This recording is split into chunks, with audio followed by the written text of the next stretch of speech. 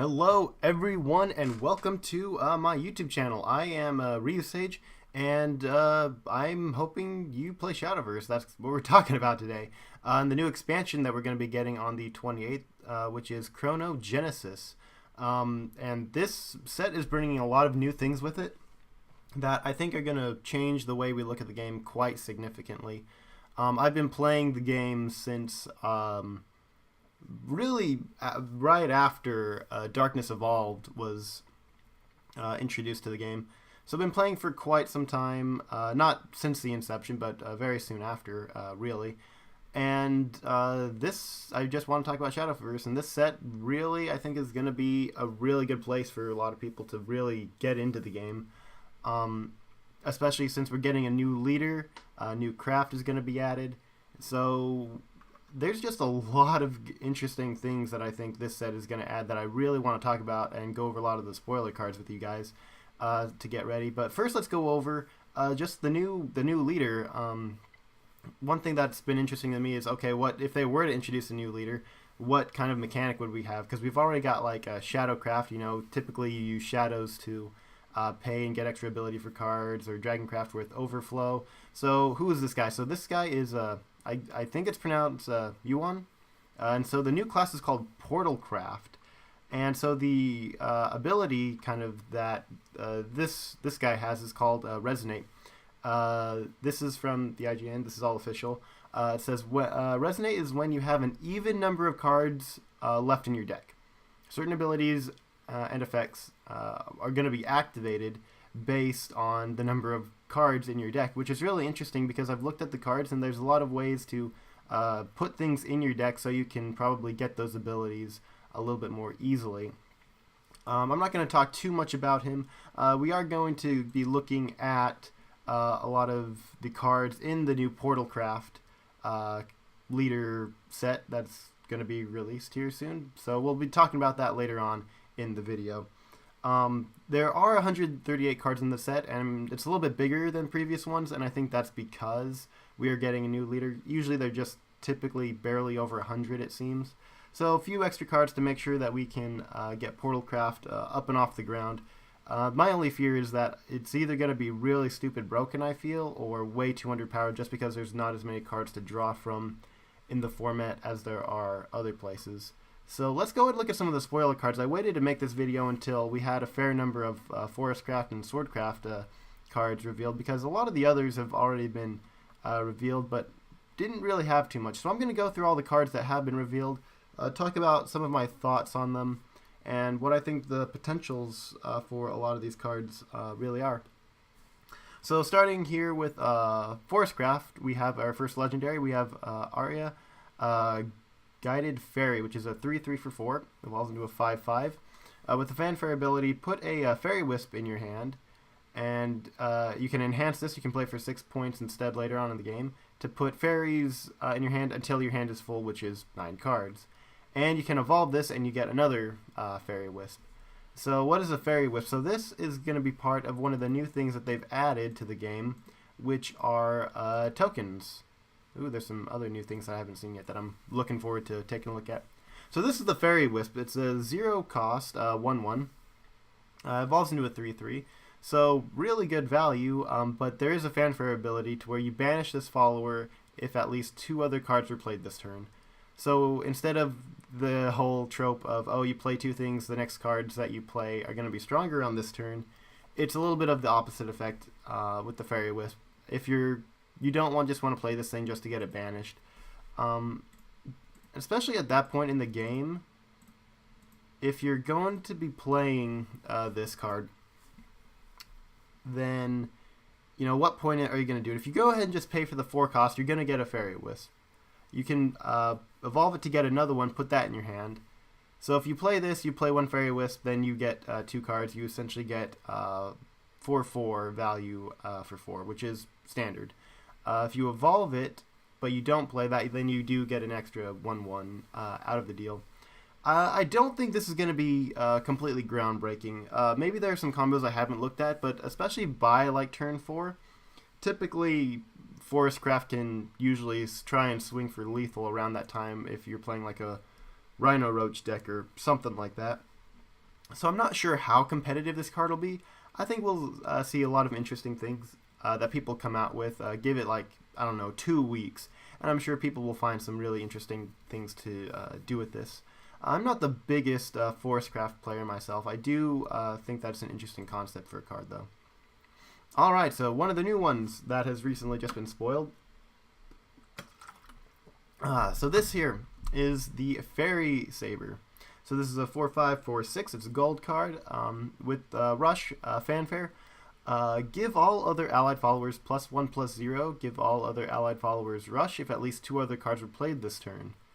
And, so this is probably going to be really good for just straight board clears. I mean, it's really easy getting a couple of 0/0 fairies out, so you just give them Rush, probably. This guy, I mean, he seems pretty strong. I think that this card will see a fair amount of play. Just with the ability to give other things Rush and the ability to just throw things out incredibly quickly. So I think that this card will probably see in play, even competitively. Just because I feel like the potentials with this are really good with just throwing out a bunch of different creatures, fairies, whatnot, and just swinging and really clearing the board, especially around turn 6, I think would be, I think that's good. Alright, now we have the Crimson Bow Elf, which is a 2/3 for 3, evolves into a 3/4. This is a silver card with no normal ability, but it does have an evolve ability. Hence the only gaining +1/+1 when you evolve it. Deal 2 damage to X random enemy followers. X equals the number of cards played this turn, including this card, maximum of 5 random followers. Because you can't have more than 5 followers out on the field at a single time. That actually sounds like it's really good, actually. This is the first time I'm seeing the card because, again, it's not hard to put just a couple of fairies out. So you throw, like, say 2 fairies out in this thing and you evolve it. You're going to be dealing 6 damage randomly to 2 damage to 3 different random enemy followers. So you can easily say, okay, there's just 2 things I need to damage to maybe clear the board or something. I'll just play those 2. So for 5, you can maybe even just get a board clear just by playing 2 things and evolving this. So this card actually, I'm trying to think of some of the possibilities. This actually looks really good for only a 3 cost. Yeah, wow.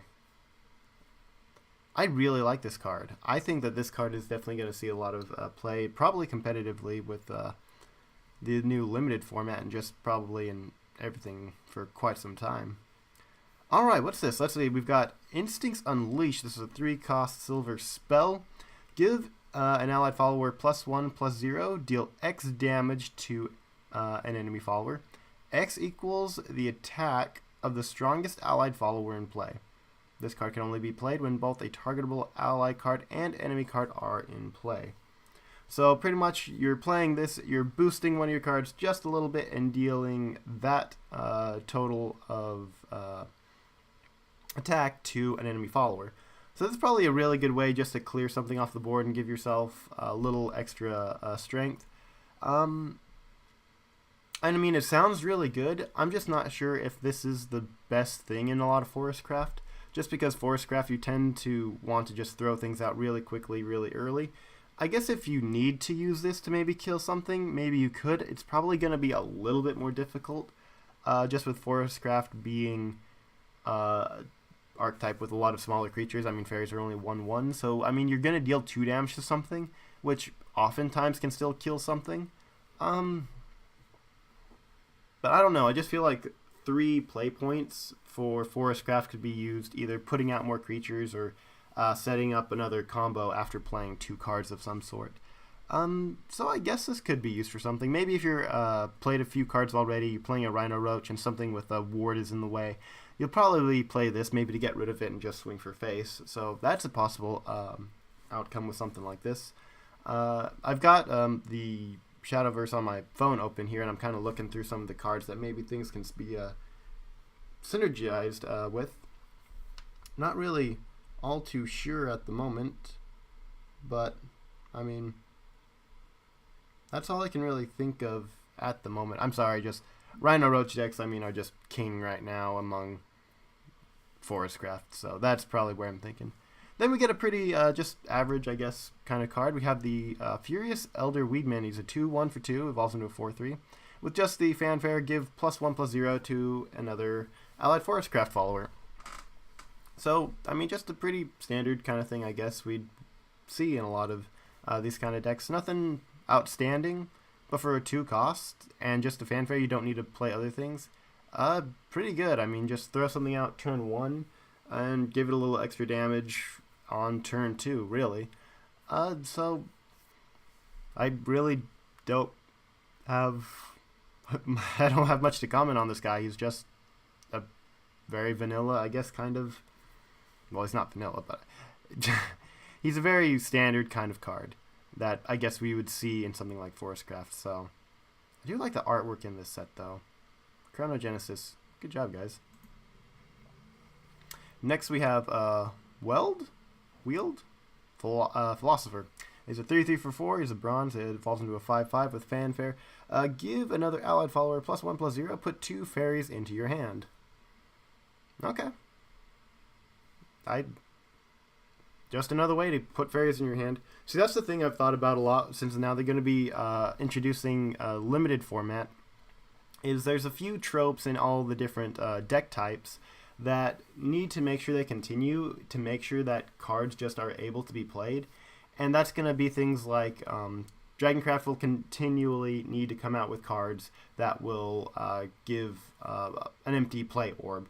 And for Forestcraft, they're going to need to find more cards to put more fairies in your hand. So, yeah, this card will probably see some play. Just because it's standard, you know, pump something up just a little bit, puts fairies in your hand. Probably see this. Next act, we have the Adept Archer, which is a 3/2 for 3, evolves into a 5/4. Whenever this follower's attack or defense is increased by a spell or effect to deal 1 damage to a random enemy follower. Yeah, I mean, just more of the traditional, I guess, type of stuff we see from Forestcraft. I really don't have too much just right off the top of my head to really even say about this. Just it's a typical kind of thing we see. We'll need to look through more of the cards. I'm gonna be getting a bunch of cards when this thing comes out. I've been saving up my rupees for a while, and I'm gonna be making a video of when I open all my packs, and we'll see what I get, and probably make a deck with you guys or something. But anyways, I mean, just there's plenty of ways that Forestcraft has, especially from just the past cards we've seen, that, you know, just bumping up your cards just a little bit of strength is going to be a really common occurrence. So this is just going to probably go in a lot of those different decks that we're going to be seeing in Forestcraft. Alright, now we have Leaf Man. It's a 2/2 for 2.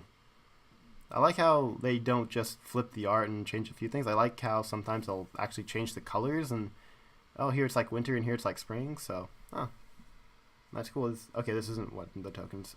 Fanfare ability with an enhanced 5. So otherwise it's just a pure vanilla, just 2/2 for 2. I mean, absolutely nothing interesting about it. But enhanced 5. Give all allied followers +1/+0. Those followers can't be damaged by spells and effects. These effects last until the end of your opponent's turn. So it's just another little elf girl. I'm not sure what set is she? Is she going to be falling out of the limited format? Because what is it? It's elf girl Liza, isn't it? Because, yeah, she's going to be falling out of the format. She's in the Darkness Evolved, which isn't going to be at all part of limited. So, yeah, this probably is just going to be a form of replacement for that with the Enhanced 5 ability. So, okay, I can get behind that. And 1-cost Amulet. We have the Fire Sprite Grove. I like that art. Okay, so this is a countdown amulet. Countdown to last words. Deal 1 damage to a random enemy follower. Deal 1 damage to a random... Last words. Deal 1 damage to a random enemy follower. Deal 1 damage to an enemy follower if this amulet is returned to your hand. Okay. I thought it was just repeated, and that was me just reading. At the end of your turn, put a fairy in your hand. Okay, that's actually just sounds pretty standard because, I mean... you're gonna play this on your first turn, maybe your second. Your opponent will probably might have something with 1 defense out, and you might just be able to kill it right then and there. And at the end of your turns, you're just gonna be getting fairies, which is something you're always looking for as Fairycraft, as a Fairycraft and Forestcraft. So yeah. Then we just come back to this guy. So yeah, that's what we're getting here. Now that we see more of like the saber and the elf and whatnot, it seems like a bit of the trope that they're going with here is just the boosting the attack or something of your creatures by 1, and other effects will go off. Like this guy will give +1. This guy, girl here will deal damage based on that. They've got things that'll put fairies in your hand, so I don't think we're gonna need to worry too much about Forestcraft falling off in power from where it currently is. I mean, Rhino Roach isn't going anywhere. So, yeah, I think this is going to be pretty standard. I think that we're going to have a few interesting things and a few fun decks that might come out of this. We're only seeing 1 of the legendaries for Forestcraft, so we'll need to wait and see what the other is when it comes out.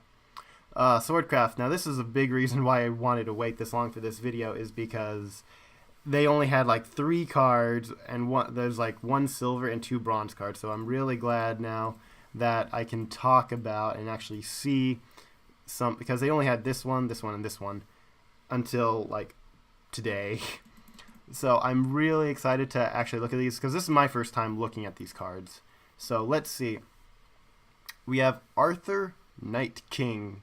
He's a 7 cost for a 2/6, evolves into a 4/8. So this is first legendary card that we see for Swordcraft for this set. Fanfare. Randomly put different Swordcraft followers that cost 2 play points or less from your deck into play until your area is full. That sounds like it has a lot of potential to almost be broken. I'm trying to think, because there are a ton of things, like for example Perseus. I think because Perseus is a 1 cost card, so you could easily just play this, get a Percy out. You're gonna have your entire board filled with Swordcraft followers and evolve it. I mean, you could use this for things like I don't know, Konoichi trainers maybe. Get some things with ambush out so that they can't be directly attacked. Because, I mean, Swordcraft has a ton of 1 and 2 drops. So this is just going to fill up your board and give you a huge board presence. If your opponent doesn't have a board wipe, then that's going to be difficult. And you're probably going to have things that are 1 or 2 costs that either have Storm or Rush on them. So you're going to be able to also attack your opponent pretty well, even if maybe you don't have either of your Evolve points to be spent. So this is probably, yeah, I'm kind of excited for this. I mean, I'm always a big King Arthur kind of guy, but okay, I can dig this. I think that's really cool, actually. And then we have a Dark Saber Melissa. She's a 6/4 for 6, evolves into an 8/6. She has Ward. With the Fanfare, gain -X plus 0. So her attack is going to be decreased. So X equal to the number of other allied followers in play. Gain plus 0 plus Y, and Y equals the number of enemy followers in play. Can't be damaged by enemy spells and effects. And Evolve still has Ward and just can't be damaged. So this is a card that sounds like you want to play when your opponent has a lot of creatures out and you don't. Because if you have a lot of your own creatures out, then the power of this creature is going to go down. And the more your opponent has, the more this is going to go up. So let's say your opponent has 2 followers out, and let's say you have 2 followers out. You're going to summon this thing, and it's going to become a 4/6 because it's going to go down by 2 because you have 2 of your followers out. This is going to go up by 2 because your opponent has 2 followers out. So interesting. This is going to be very situational, and I wonder how that's going to work with a lot of Swordcraft, especially by turn 6. just because Swordcraft seems to always have followers out ready to do something. So maybe this will be a good card if like you get attacked really firmly and you need something to stand yourself a little bit. Because it does have ward, so it's going to be difficult to get through. I mean, if your opponent has a full board of 5 cards and you have nothing, then this is going to become, it's going to be a 6/9. But I don't know if that's the ideal situation, unless your opponent has, I don't know, all 1/1s out, honestly. But it does have ward, so I think this will be a good card. Not entirely sure how I feel about it. I don't think that this will be a card where we will see decks made around it, but I think that this will be a card that people will look for saying, okay, my deck maybe runs out of steam a little bit towards the mid-game, and I need something just to make sure I've got a good blocker out there. So this might be a good card to look at for that sort of thing. 6 cost is not bad for the potentials of it. If you've only got one thing out, it's going to be like reduced to 5. You're okay. If you've got 2 things out, 4, you're still okay. I don't think you're going to want to throw this thing out if you've got 3 or more followers out on the battlefield at a single time. Alright, moving on. We have a spell. This is Confront Adversity, which is a 4 cost.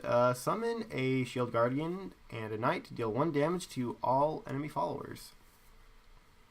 Dealing 1 damage will be good. That'll possibly kill 1 or 2 things depending on the current situation of the board. Summoning the Shield Guardian and a Shield Knight is going to be really, I think, important. This is going to be almost an emergency card, I feel, saying, okay, I don't have creatures I can throw out to throw out my opponent at all. So this is going to be a card that I'm going to use to just defend. I don't know, I just always feel like Swordcraft should be a deck type that it's always just so aggressive. I don't feel like this quite plays into that so much. I mean, even things that you have in Swordcraft that are more defensive, I feel still provide a lot more offensive ability. I mean, just, I don't know, I'm trying to think of what could be used, or an example of what I'm just trying to say. It's like the White Paladin, for example. You know, it's used defensively, you know, if your opponent has a bunch of things out, to try and give you a bit of breathing room when you evolve it and get yourself some of the Shield Guardians. I'm not sure how much I like this card. I could be misreading it wrong, because you are getting a Shield Guardian, but that's not going to do too much defensively, and neither is a Knight. I think the biggest thing is just going to be the damage you deal. As far as value, I don't think it's a bad card. I'm just not sure how situationally this card will be able to get much value out of it, I guess. It is a really potentially good card. I just don't know how... I just don't honestly know how effective it's going to be. We'll see. Alright, next we have the Lancer of the Tempest. I like this artwork. It's got the bluish and then the reddish. So this is a 3/2 for 3, evolves into a 5/4. It's got Rush. It's got a fanfare for when it's enhanced to 8. Whenever this follower attacks, deal 2 damage to all enemy followers. So that's for 7. Again, another board wipe potential at turn 7. I mean, you might be able to play this and attack and not even need to worry. It doesn't get any stat boosts for it. Having the ability for Rush, I think, is a really good thing. This card I could definitely see, because it does have a bit of fast pace. It is faster. For 3 cost, getting a 3/2 with Rush is not bad. Getting the Enhance and getting the ability to actually deal damage to all enemies, 2 damage, I mean, that's pretty good at that point in the game, I feel. Hopefully your opponent will have a number of smaller or weaker creatures that you'll probably just be able to board wipe. So, yeah, this card I think will definitely see some play. I think people get creative with this card in the decks that they put it in. This is a commander, so we'll probably see this in conjunction with things like Juliet and Romeo and whatnot, being that it's a 3-cost commander. So, yeah, keep your eyes out for this. I'm sure that we'll see this in some decks that'll be upcoming. Alright. Next, we have the Frontline Cavalier. This is a 3/4 for 4, evolves into a 4/5. Whenever an allied officer comes into play, restore 1 defense to your leader. It evolves, and you summon 2 Heavy Knights, and still has the whenever follower enters.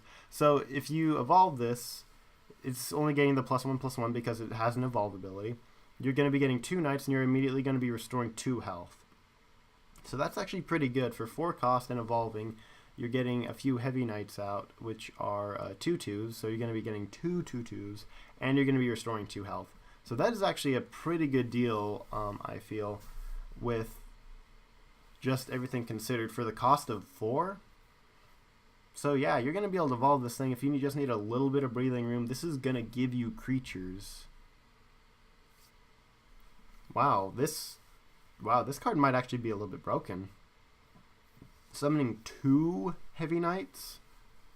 I mean, if it was just maybe like a Heavy Knight and just a normal Knight or something, I could see that being a little bit better, but I feel like 2 Heavy Knights and the 2 health is, I feel, actually a really good card. Wow. We are gonna see this card. It's gonna happen. This thing is too good to just not be thrown in a number of decks and just played. Wow. Because it also presses the attack. Alright, so one of the cards that we've already known about for a while is the Homebound Mercenary. It's a 2/2 for 2, evolves into a 2/2. No, it evolves into a 4/4. A lot better than that. So at the end of your turn, restore 1 defense to this follower, and it's got a fanfare ability. When you enhance it for 4, it gets +1/+2. And still has evolve it, you still have the same defense ability. So this is a decent card, I feel. I don't know. It's interesting how both this and it doesn't go along when I do that. This card, it feels like it's similar to this, just with the whole restoring 1 HP kind of thing. I don't know. It's not a bad card.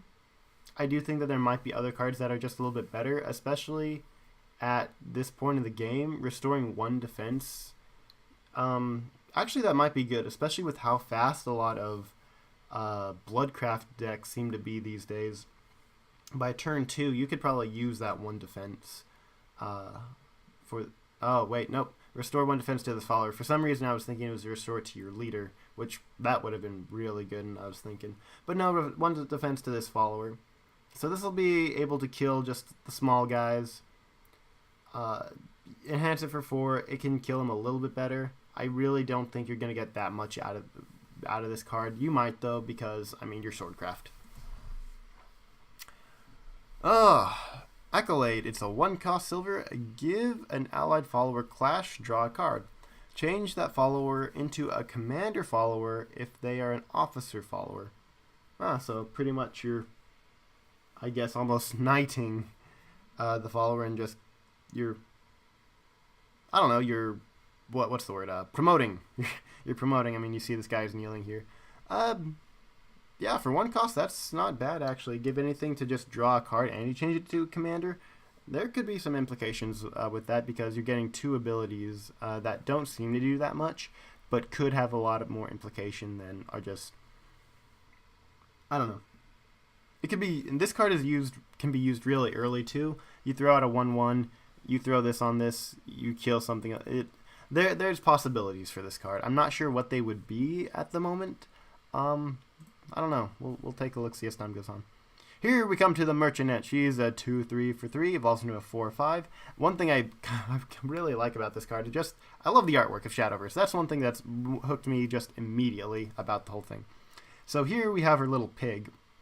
When you evolve her, she gets little like snorkel and goggles and that sort of thing. Yeah, obviously this girl just went fishing and got herself a huge fish. Oh, there's an octopus too. So yeah, I just think that this is a commander, though. I don't quite understand that. Maybe it's because she's commanding the little pig. Looks like Tauntaun from Naruto. All you Naruto fans out there. I don't know. Is it just me? Maybe it's just me. I don't know. Let me know what you guys think. But this is a commander follower with a fanfare of give +1/+0 to an allied officer, and it's got an enhance ability for 7, where instead give +3/+2 to the follower officer instead. So this is almost like a discount Gabriel, because Gabriel, I believe, is an 8 cost follower that gives +4/+3.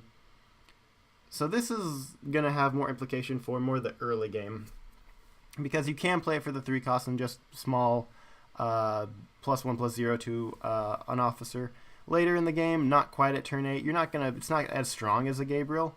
I mean, this thing she's not as good as Gabriel. Obviously, she's a bronze and not a legendary. But I still think that this is a card that could see a bit of potential. A lot of times, especially around this time of the game, Swordcraft has probably done a lot of damage already and might need just a little bit more to ensure a victory. So, yeah, I think that this card might see some play. Not sure, though. So this is a card that I've actually done a little bit of, I wouldn't say studying over, but I think is interesting. Because at first I'm like, okay, this card doesn't have any good implication, but then I thought about it some more. I thought, this might actually be good. So the Wolffang Swordsman is a 1/1 for 1, complete vanilla on that front. Evolves into a 3/3, but it has a fanfare to where if you enhance it for 3, it gains Bane.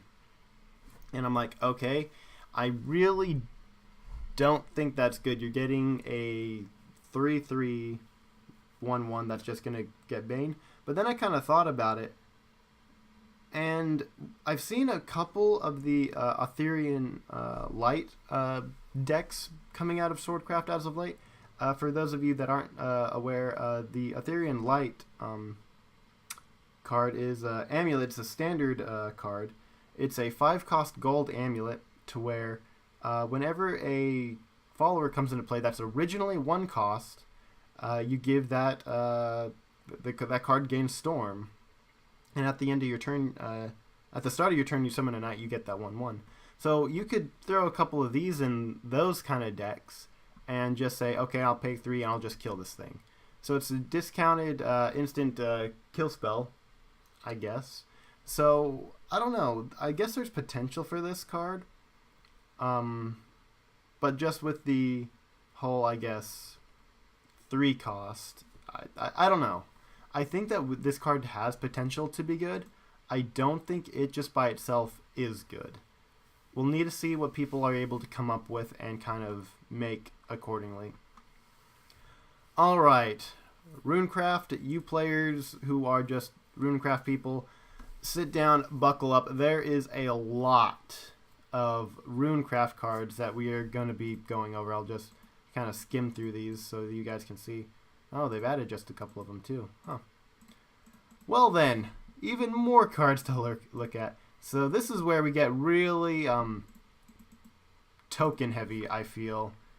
In just there's a number of little interactions that I'm even still not entirely sure about. But we'll take a look at just everything we have.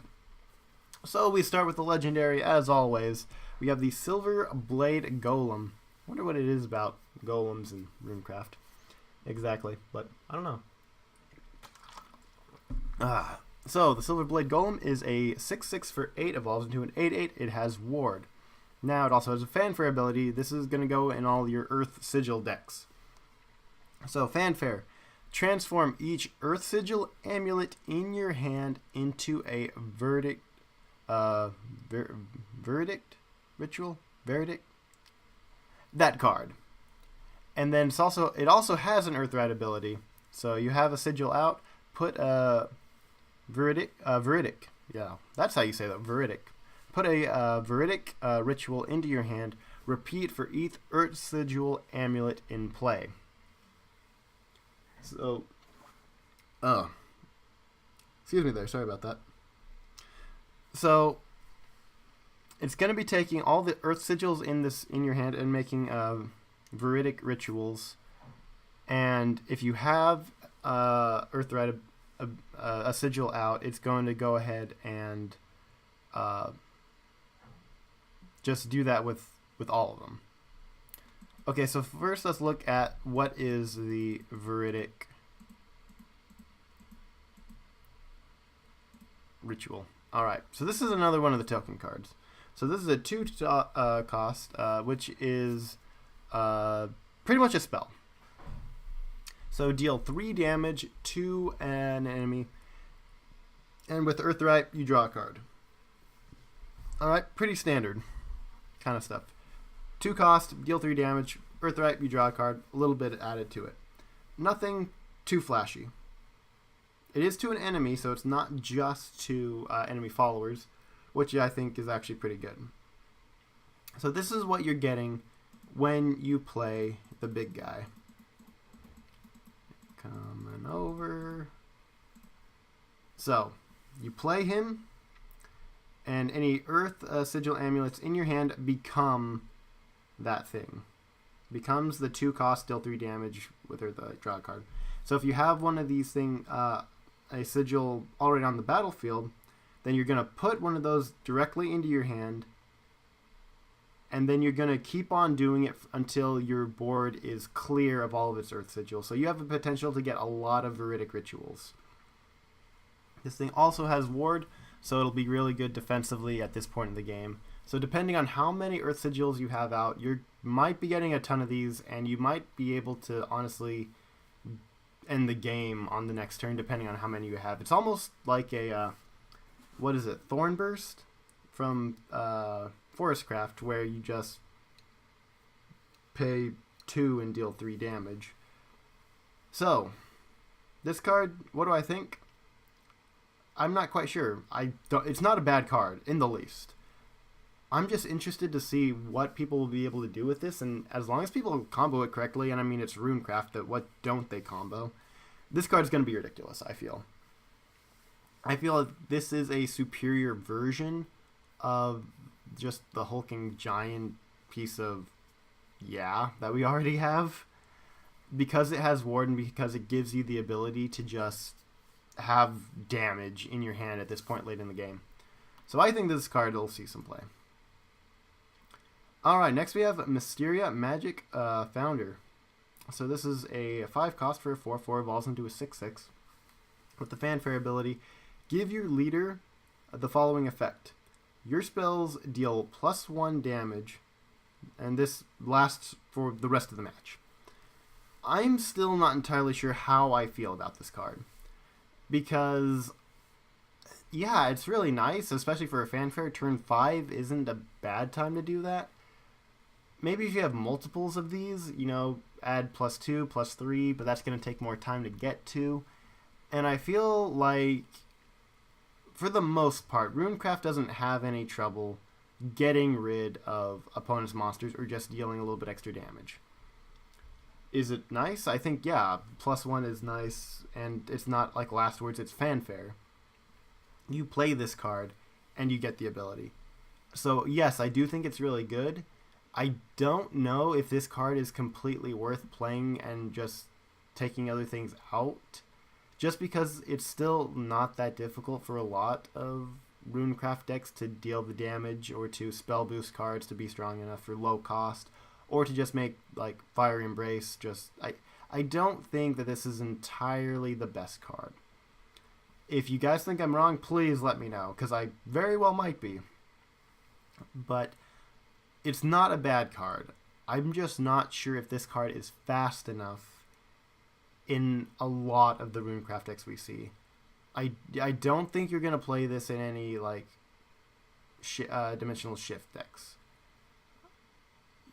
This will probably be in more of the Chimeras and other such decks where damage is more what you're looking for. Not so much that your creatures are going to do more damage, but just other things to make sure you get rid of cards and are able to spell boost properly. I don't know. It has potential. I really am not sure how I feel about this card. Let me know what you guys think down in the comments, though. This is one that I'm still very kind of on the fence about. Alright, now we come to a really good card, I feel. 6 cost for Grand Summoning with Earthright. This card is going to see play. Give +1/+0 to all allied followers, including followers summoned by this card. So what do you get? You get a Guardian Golem, a Clay Golem, and a Scrap Golem. And they all get +1/+0 if you have an Earth Sigil out and use Earthright. For 6 cost, this feels a lot like the Council card that we find in Swordcraft. Playing something, getting just a ton of value out of it. You're going to get 2 things with Ward. You're going to get a straight 2/2 vanilla, but they're all getting +1/+0 for 6. That is really good. I feel like this will be a card that will easily just give you a board presence if you don't have one and if you just need one.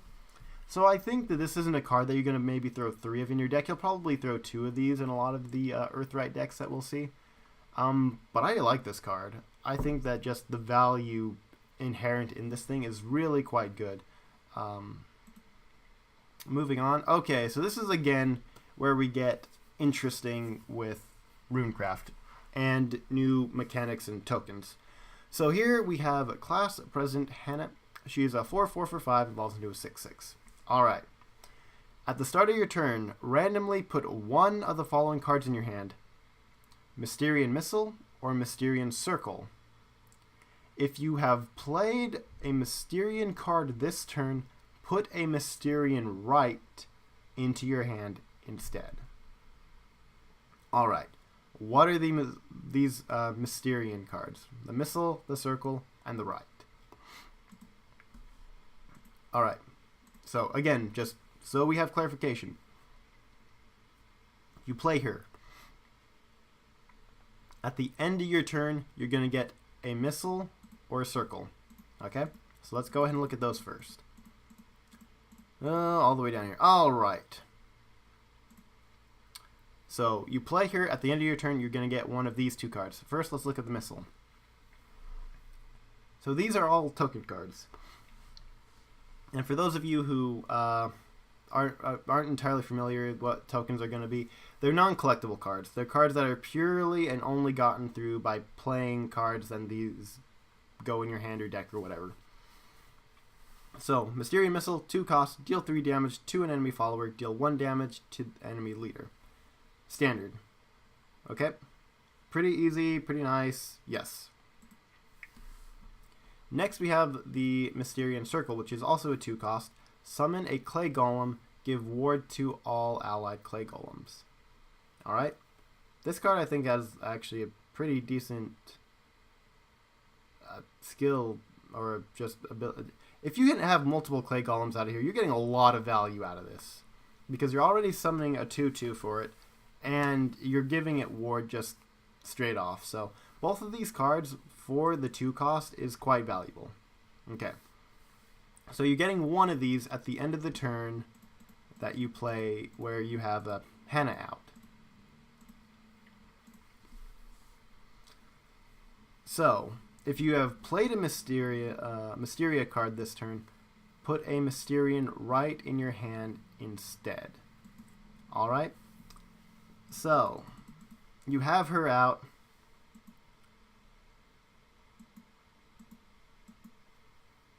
And you've already played... Okay, you have one of these in your hand. I think there's other ways to get some of these through these cards that we'll look at in a little bit. Alright, you have her on the field, and you play one of these 2 cards. Instead of getting another one of these from Hannah at the end of your turn, you're going to get this guy. Another token, Mysterian Right, it's a 5 cost. Whenever you play a Mysteria card, if this card costs 5 play points, change its cost to 3. Deal 3 damage to an enemy and summon a Guardian Golem. I'm still not sure. I went through all this like the other day, and I'm still trying to make sure that I have myself on correctly, just because there's a lot of little intricacies. Okay. Whenever you play a Mysteria card, change the cost of this from 5 to 3. Okay? So you have this. Let's say you're able to get another one of these. You play this. while this is in your hand. It becomes a 3 cost. It deals 3 damage to an enemy, and you summon a Guardian Golem. That is pretty good. Deal 3 damage to an enemy, so it could be an enemy follower, could be the leader, and you're getting some defense out of it. For 3 cost, that is fantastic. So that is how you get those cards, and I think a number of these will also give you Mysteria cards as well.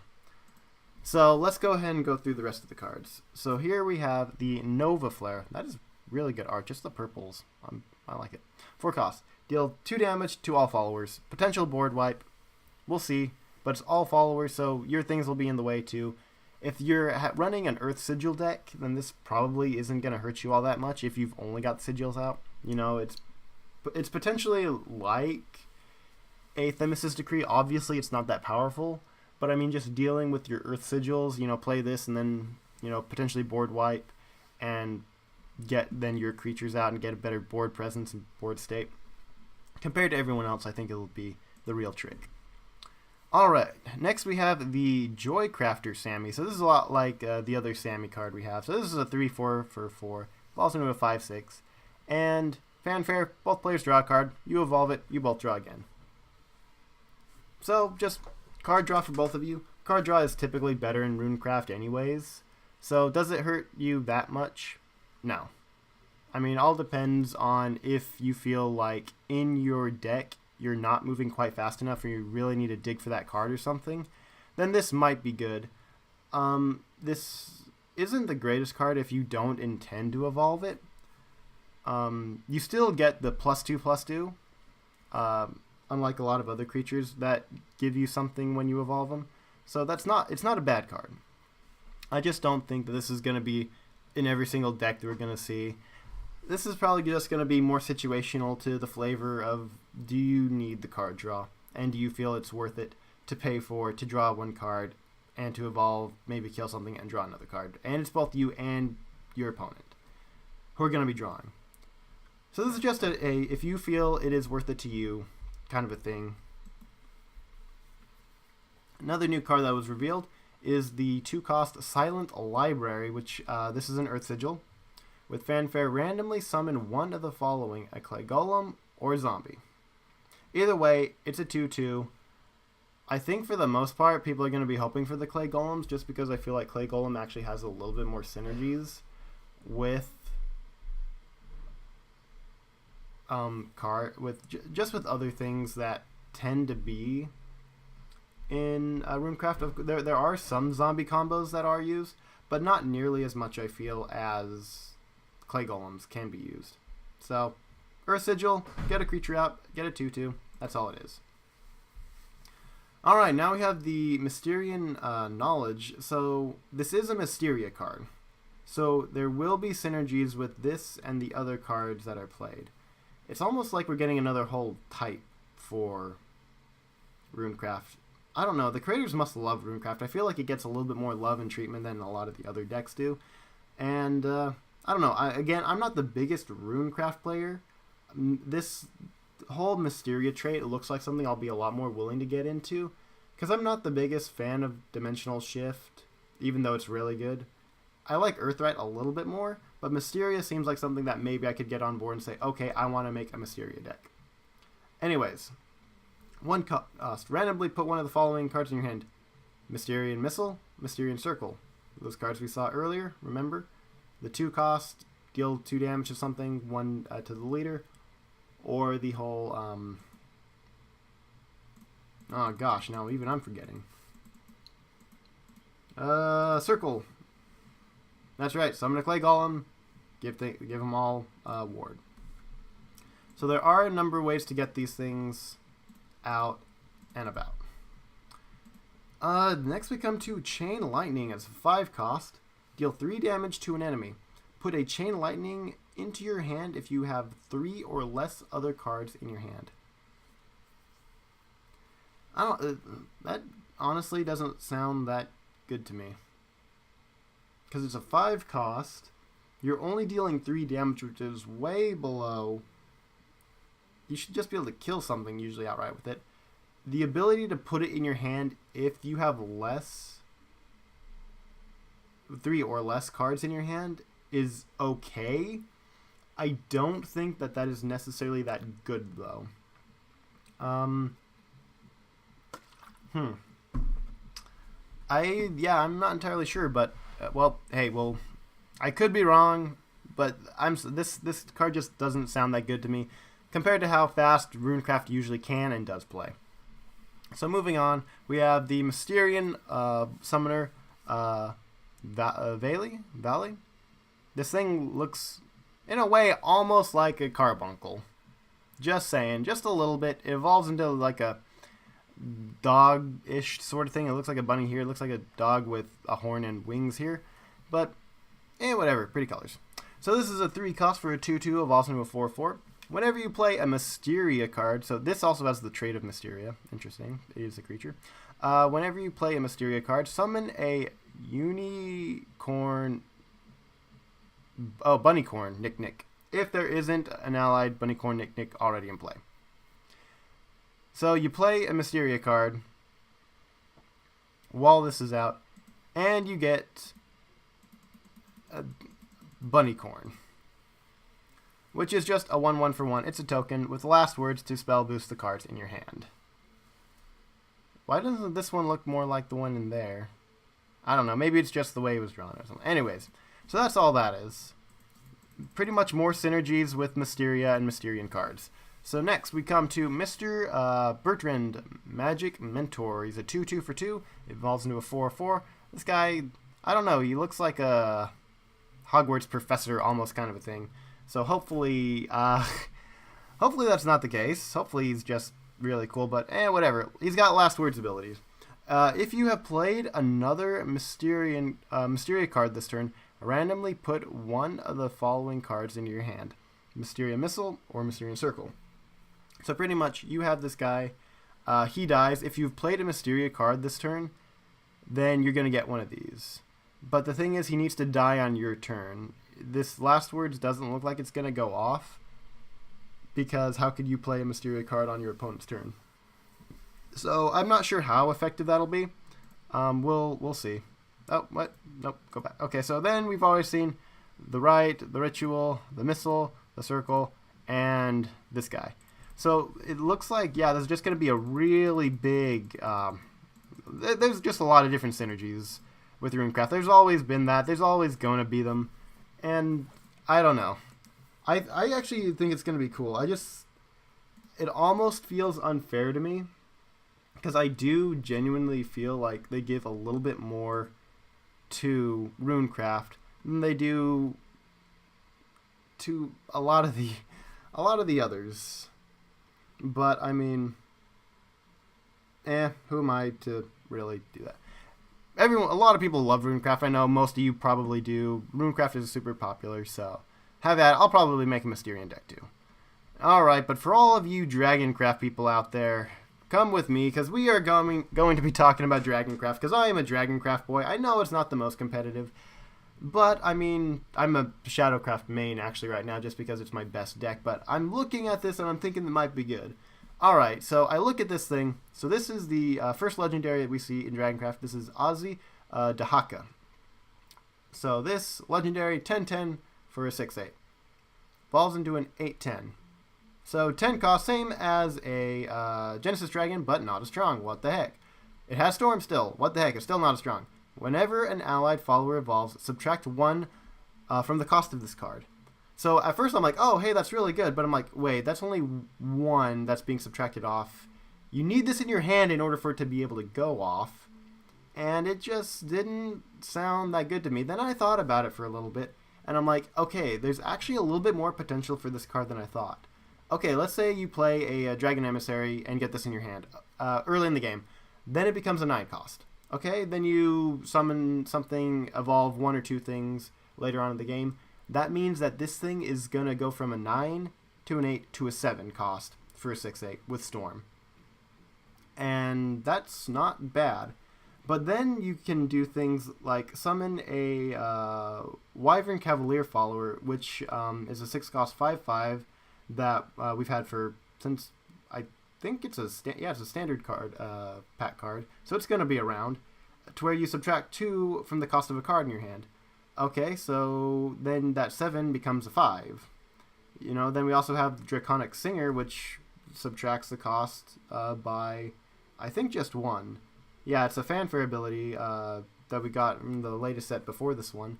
So there are ways to reduce the cost of this card and get it out. The only thing is making sure you have this in your hand. So you're going to want things like Dragon Emissary. You're going to want things to make sure you're drawing cards to get this before you start evolving. And you're going to want other cards to reduce the cost of it. I think this card has potential, and I'm going to be making decks with Dahaka. I'm not entirely sure how competitive it's going to be, honestly. Because if you can ramp yourself up quick and reduce this fast, then yes, it's a really good deal.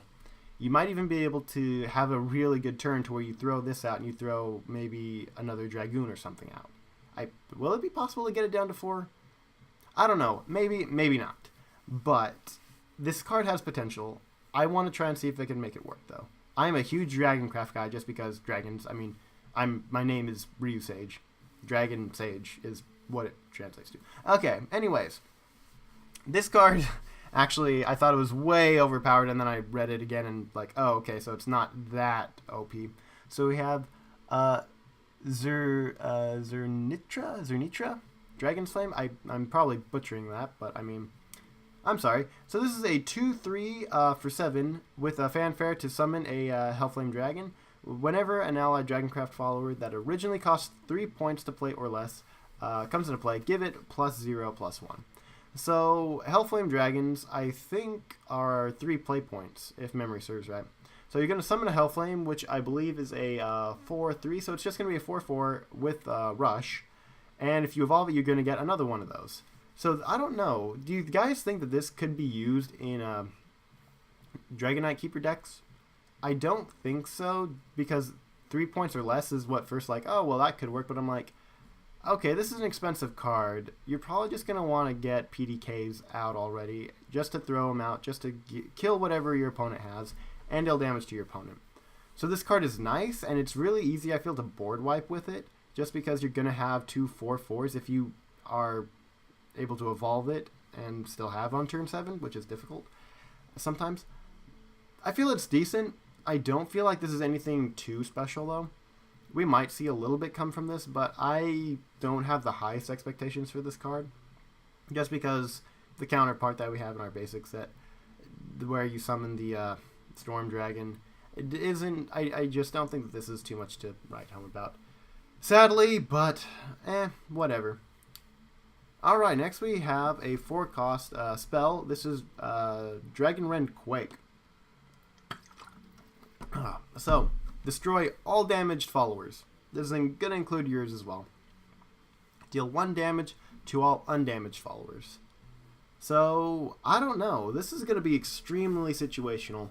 We've already had the Breath of the Salamander for a long time, which has been a very reliable card for board clears when it comes to Dragoncraft. I remember when we had the lightning that would banish everything your opponent had. That for 10 cost, and that was stupid overpowered. I still think for 6 cost and banishing one thing for Dragoncraft is a bit much of a cost. I don't know. This is just another form of board wipe that I feel is interesting. It does have the ability to kill a lot of your stuff as well. At 4 costs, though, it is possible to go ahead and throw out a creature, play this, and kill a lot of your opponent's stuff and only deal 1 damage to you. Or just kill all this stuff and then play that. Why would you do it in the order I first said? But all the same, I'm not sure how good this is going to be. It has potential. I probably sound like a broken record at this point saying, I don't know how it's going to be. It's got potential. We might see it in competitive. I don't know. Because people are just going to get a hold of these cards, and we're going to do whatever the heck we want with them. But it's going to happen. It's going to be awesome. Alright, and kind of as I said earlier, with Limited, we're going to need cards that will continue to keep some of the tropes that we've already grown accustomed to alive. And for Dragoncraft, a large part of that is going to be the gaining the empty play orbs. So we are getting another Isla card. So this one is a 2/2 for 2. It's Isla, Dragon Sword, evolves into a 4/4. You evolve it, and then you get the empty play orb. So it's a 2/2, really cheap. You still get the whole 4/4 out of it. We'll see exactly how good this is going to be. It is really cheap cost, and you are getting an empty play orb out of it.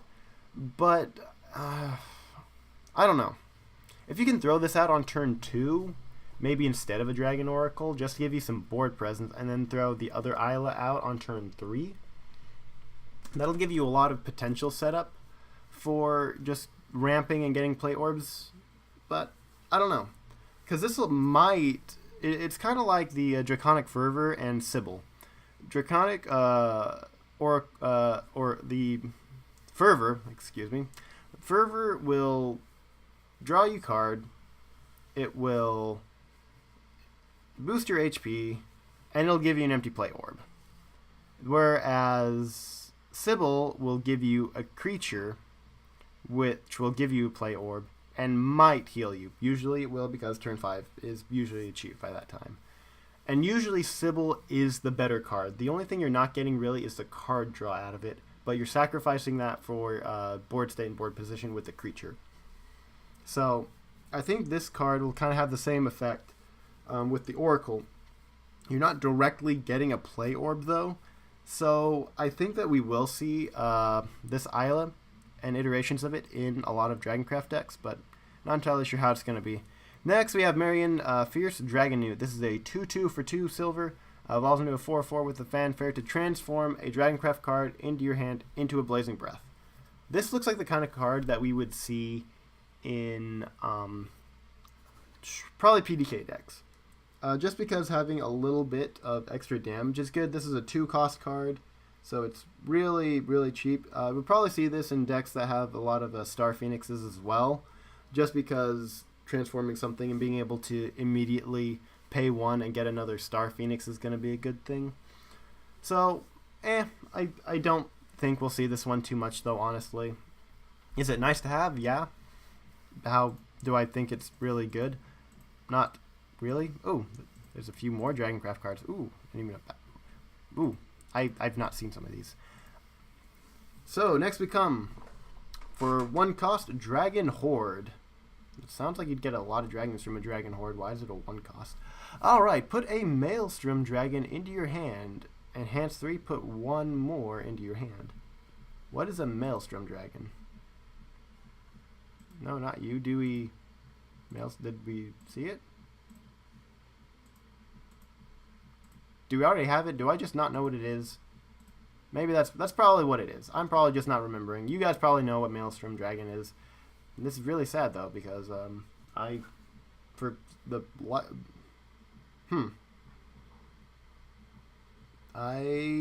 not sure what a Maelstrom Dragon is.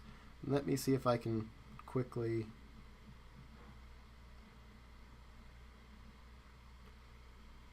Oh, Maelstrom Dragon, yeah. So it is the 2/1 dragon with fanfare, gain storm if overflow is active. So this is just putting a couple of small creatures in your hand. This is, okay, if that's the case, and this is another card that we'd probably see in Dragon Keeper decks, just because it's kind of like Matilda, where you get the Fire Lizard. So this is just going to give you more cards to play at low cost for dealing damage very quickly. So we'll probably see this in Dragonite Keeper decks. Next we have the Frostfire Dragon. That art. I'm sorry, can we just take a moment just to appreciate that?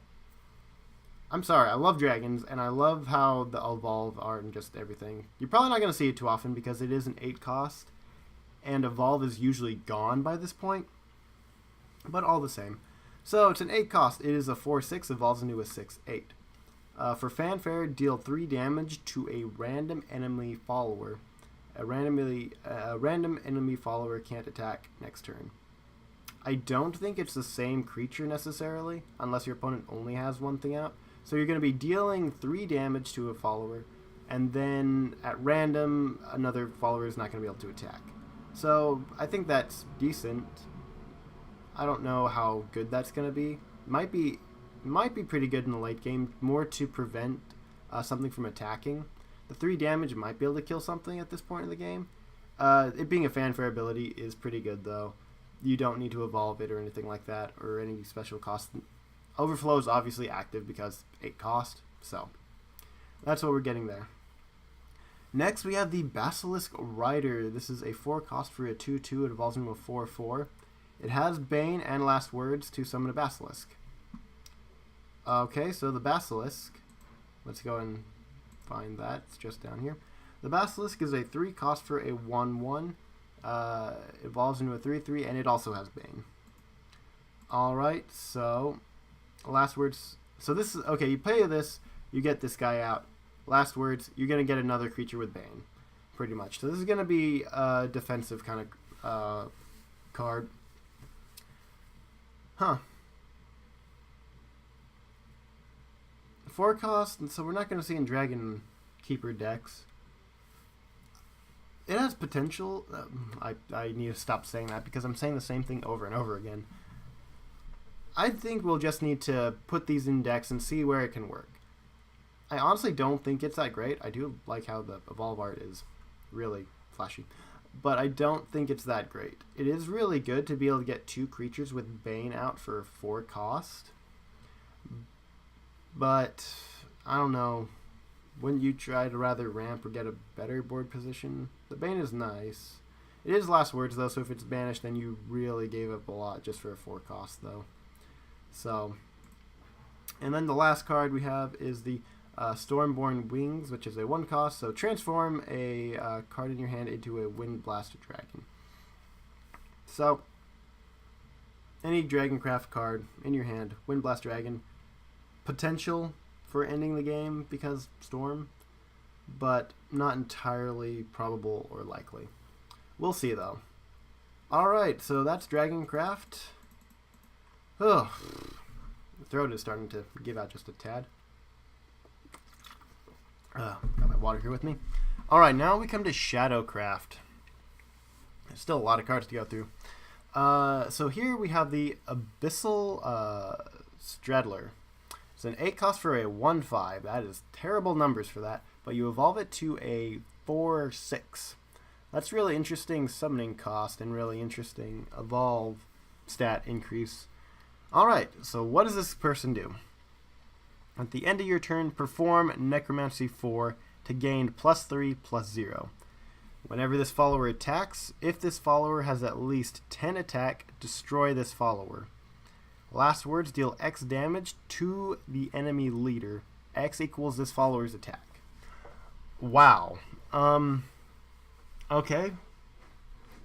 So by turn 8, you're most likely not going to have an evolution point to evolve this to a 4/6.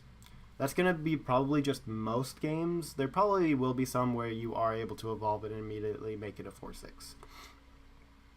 So at the end of your turn, this thing is there's a good chance it'll probably still be alive. So if you just summon this thing and end your turn there straight away, it's going to become a 4/5. Which means this thing dies and it's going to deal, when it dies, it's going to deal 4 damage to the enemy leader. This is going to be interesting. I think that this is a card that we could more easily find ways to make more powerful.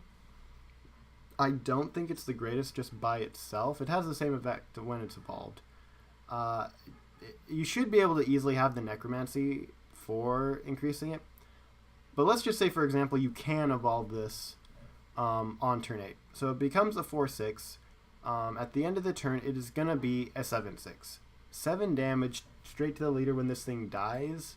And this isn't going to be a card that you're going to want to keep around. You're going to want to probably kill this thing, because otherwise you're going to have 7 damage swinging at your face next turn for sure.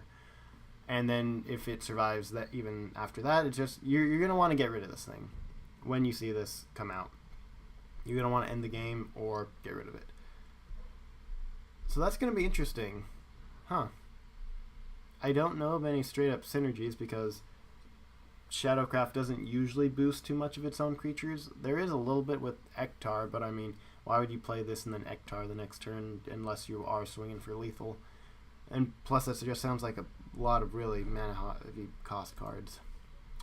Next, we have the Underworld Ruler Aisha, which is a 5 cost for a 5/4, and you evolve her, and she's still a 5/4. So she has Rush. but it has two fanfare abilities. One for if you have Necromancy 10, you just evolve this follower. Absolutely zero change. Will be that. But she also has Enhanced 10, so you play this on turn 10, and she has Storm. And if she's evolved, she can attack 2 times. So if you're at turn 10, you play this, you're essentially able to swing at face for 10 damage. You'll probably, if it's not that hard getting to 10 Necromancy. If you're just saving a little bit, it's not difficult. So this might probably be an almost more reliable form of the Deadly Tyrant, because while Deadly Tyrant is a 6 cost, and when you have Necromancy 20, it is increased by 10. I just feel like this card will be a lot more reliable. Getting to turn 10, Shadowcraft can do it. Getting to 10, this doesn't sound like all that difficult to me. If you need to play this earlier just to give something, just to have rush to kill something, that's not difficult, I feel. This will be probably just the turn 10 end the game here kind of card. So I think I think there'll be a lot of decks that will be Shadowcraft, get to turn 10, and win right there. So next we have the Skeleton Prince. This is a 6 cost for a 2/3, evolves into a 4/5. With fanfare, summon a Skeleton Knight. Last words, summon a skeleton. My brain is shot at the moment. I know what a skeleton is. A skeleton is just the 1/1. Skeleton Knight. Help me out here, guys. What? Skeleton Knigget. Because just getting a 1/1 is nothing to write home about.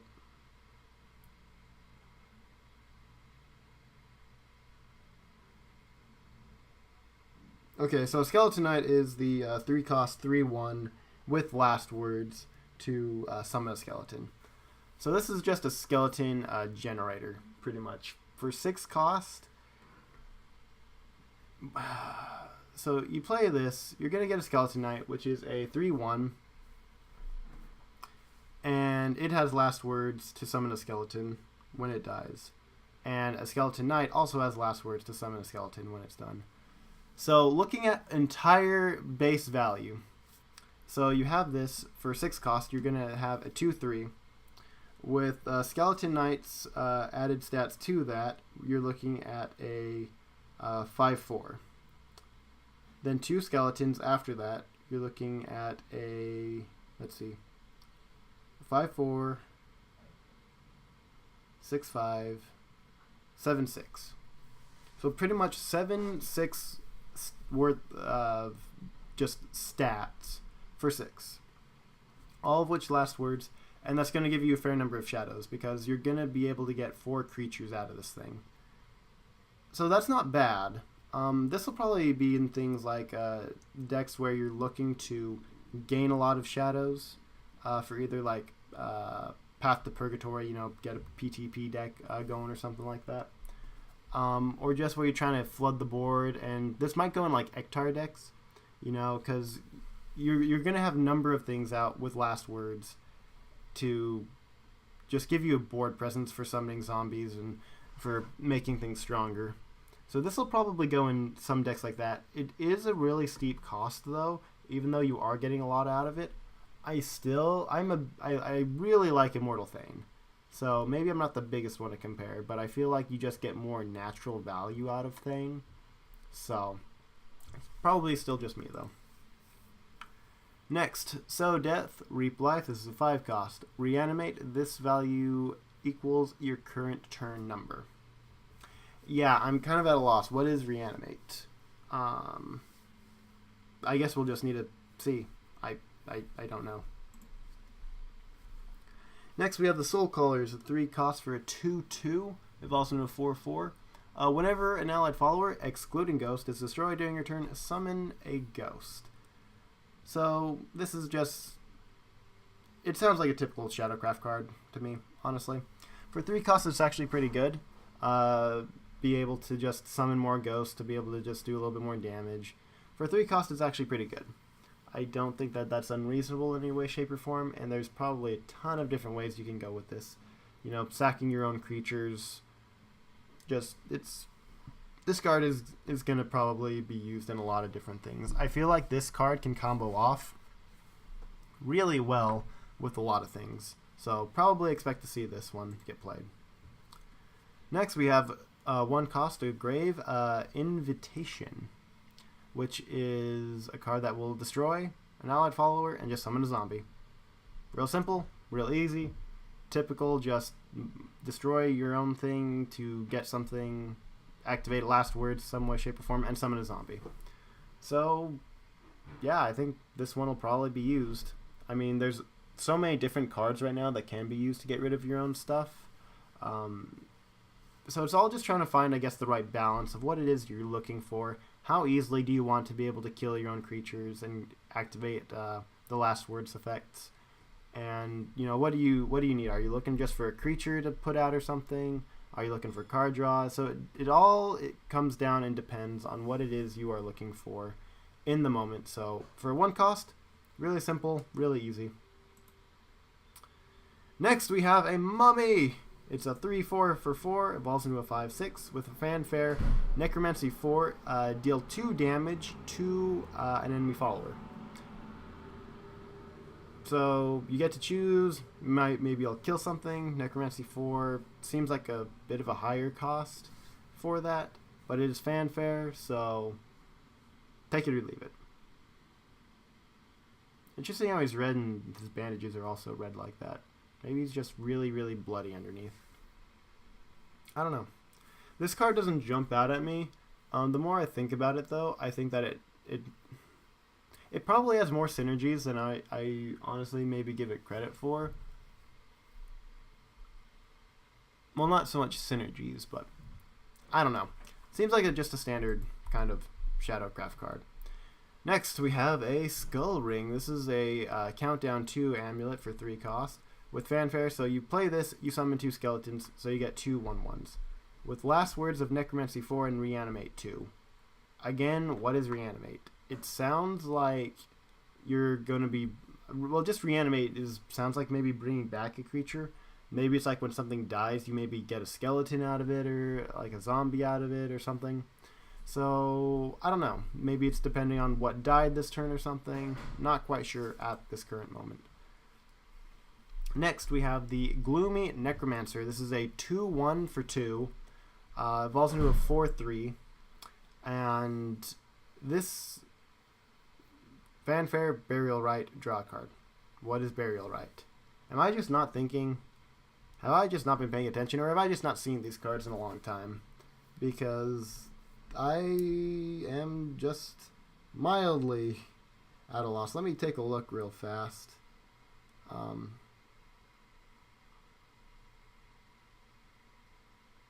Yeah, I don't know.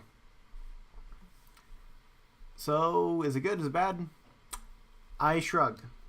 We move on. Next, we have the Bone Bug. This is a 1/3 for 2. Evolves into a 3/5.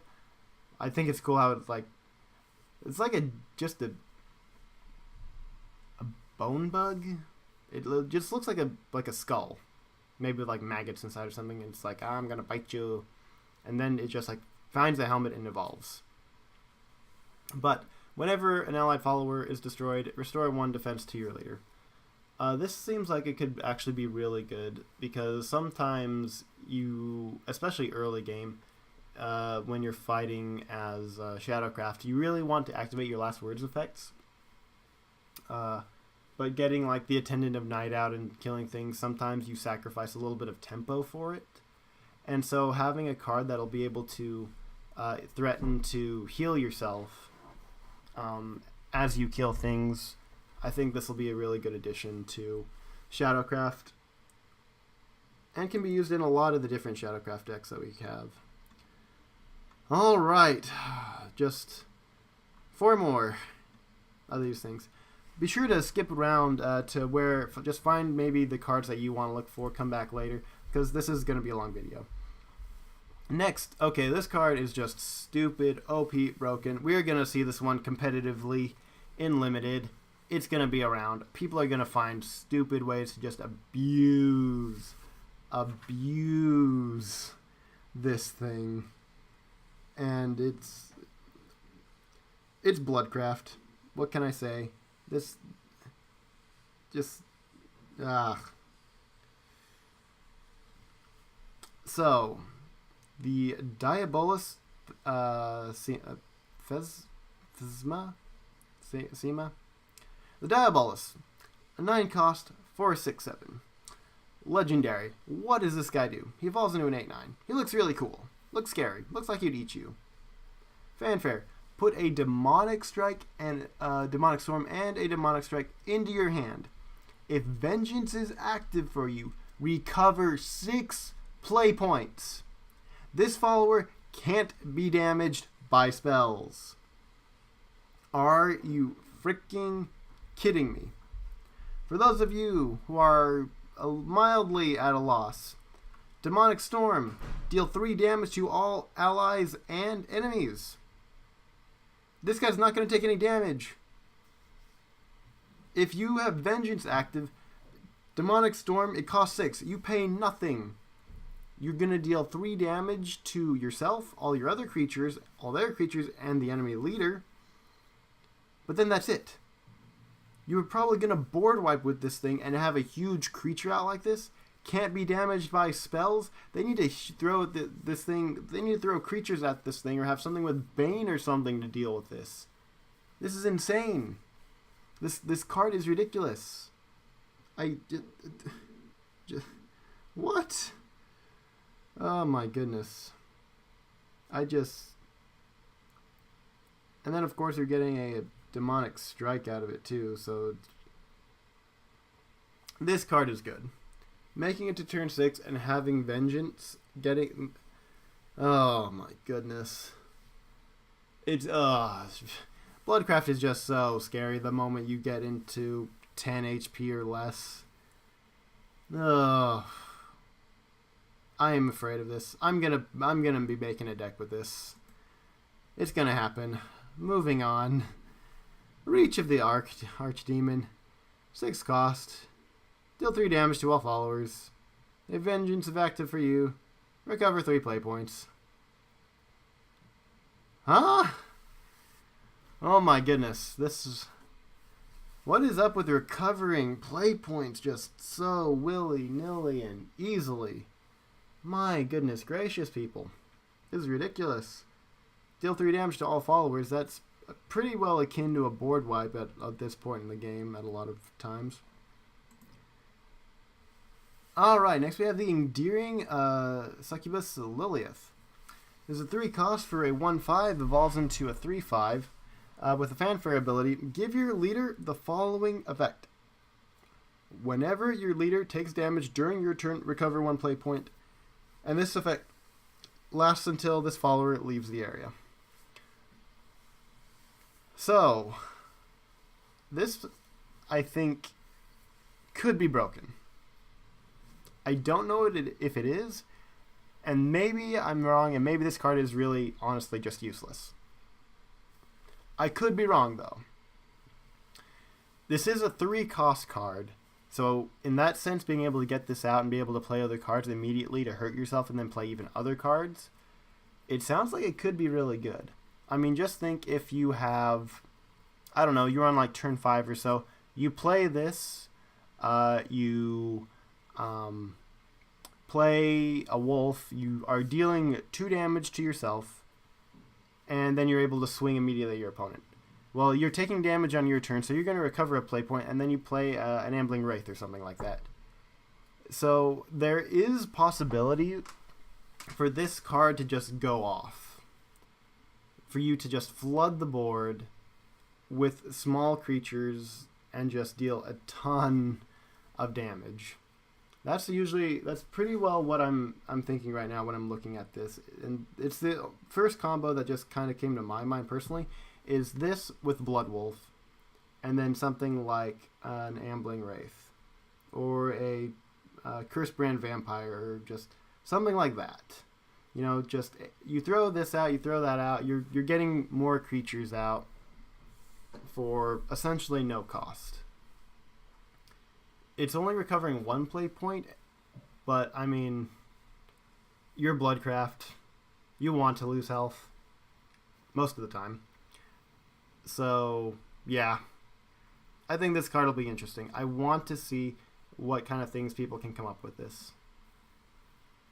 Next, a new card is the Pazuzu. That's interesting. It looks like Aslan, and then it looks like Aslan with like armor. It's like Digivolving or something like that. So 3 cost, 2/2, evolves into a 4/4. It has Bane. Fanfare, deal 1 damage to all enemy followers if Vengeance is active for you. For 3 costs, it's pretty good. By turn 3, you're not going to be able to have Vengeance active. You're going to need to wait until at least turn 4 when you have a Belphegor out or something. And even then, you're going to need to wait till turn 5, usually, until you can really have Vengeance active. You could have it by turn 4 if you did play something like a Blood Moon, and then throw this thing out and deal damage, which by turn 4, you might be able to kill 1 or 2 things with dealing 1 to all enemy followers. But even so, it's a 3 for a 2/2. It's decent. It doesn't have Ward, but it does have Bane. So you're probably going to be able to get a fair amount of value out of this card. Be able to kill a number of things. Have it there just as a threat even for just killing anything that your opponent plays. So it's might be okay early. I really don't think it's all that great. Late game, maybe, but 1 damage late game probably isn't going to kill that 1 big threat you're looking for. So you might just need to evolve it and sack it, honestly. But I don't know. I don't think this card is all that great. I could be wrong. Prove me wrong, guys. Let me see this card. Next, we have the Savage Wolf. This is a 2/2 for 3. It evolves into a 4/4. They are doing a lot better, I feel, on just the evolution arts from where they were like standard in like Darkness Evolved, where it's just completely mirrored and just a few things different. That looks really cool. I like that. Even the creature is different. This is like a, what is that, a horse? And these are like dragons. And it has Storm. So 3 cost, 2/2 with Storm. This is pretty much a rider that we're now getting in Bloodcraft. It's literally the rider that we have in Stormcraft. Wow. Hear that, Psy Games? Make it Stormcraft. Everything just has Storm. It's the rider from Swordcraft, just put under a different name, different art, in Bloodcraft. Next, we have the Blood Drinker's Band. This is a 3 cost card. Deal 4 damage to a follower. Give it Drain if it's a Bloodcraft follower. If Vengeance is active for you, recover 2 play points. This card, I think, just can be just broken. Okay, so deal 4 damage to a follower. So you can easily use this to just kill anything on your opponent's side. Now, if you're using this on your own creature, you're going to be giving it Drain if it is a Bloodcraft follower. So you're also going to get play points if Vengeance is active. So it's all very situational. It is a 3 cost for 4 damage, which is a really good chance of just killing something. So you could easily use this to get rid of one of your opponent's creatures. Making sure, though, that you don't kill your own creature if you do decide to use this is going to be probably one of the bigger problems, though. Because you're going to need a follower with at least 5 defense to make sure it survives taking the 4 damage. It will get drained, though, so there's a good chance you'll be able to get a lot of that health back, depending on what the stats are. And getting 2 play points if Vengeance is active will just help as well. So situational, I do think this card can be really good, though. I don't think it's broken by any standard. I do think that you have a chance to get a ton of value out of this. I do think it's just hard to get that value. Next, we come to the Cursed Scarecrow. This is a 2 cost for a 4/1, so really offensive stats for really early in the game. But it can't attack the enemy leader. It evolves into a 4/3. So this is purely setting up for tempo and saying early game, I'm going to kill whatever it is you throw out next turn. Because those really good stats. This is only used for clearing out your opponent. Even when it's evolved, cannot attack the enemy leader, because that would be just broken. 2 costs for a 4. Yeah, that Bloodcraft would just go off the rails with something like that. So let us be grateful that Cygames has a brain, not letting it attack the leader. This is purely for board and tempo, which this will be able to kill anything. It's got 4 damage. It will be able to kill anything on turn 3 when you attack with this. Alright, so that concludes the Bloodcraft cards. Now we're going to come down here to Havencraft. Alright, so first we have the Heavenly Knight, the first legendary that we see from Havencraft. So 7 costs for a 3/7, it evolves into a 5/9. It has Ward. With the Fanfare ability, if an allied amulet is in play, it gains Storm. At the start of the opponent's turn until the start of your turn, gain +4/+0.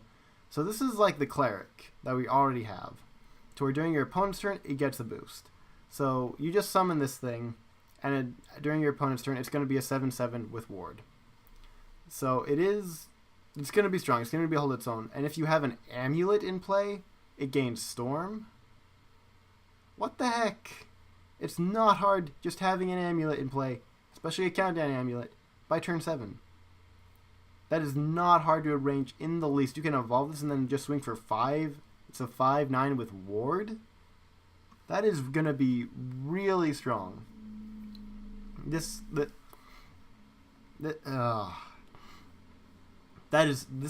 a good card, guys. This is going to be like a toned down earlier version of like the Heavenly Aegis. Not as durable, obviously, because this can be killed and the Aegis can't be. But being able to swing that much and be able to defend that well by turn 7, yeah, that's it's pretty good. It's pretty good. Next we have Jane, Beacon of Salvation, another legendary. So 2/3 for 3 evolves into a 4/5 with Fanfare ability. If you enhance it to 7, deal 3 damage to all enemy followers and restore 3 defense to all allied followers. So it's very similar to like the Jane cards that we already have in Havencraft. Dealing damage to the opponent, restoring your allies.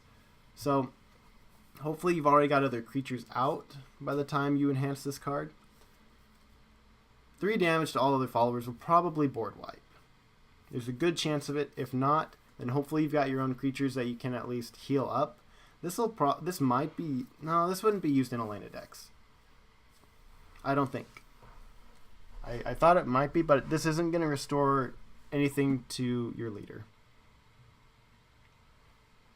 I don't know. I've never been the fondest of these. I've never really seen those cards get played competitively much.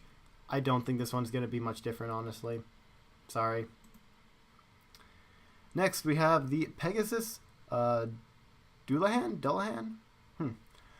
Gold card. It's a 4 cost for a 3/3. It evolves into a 5/5.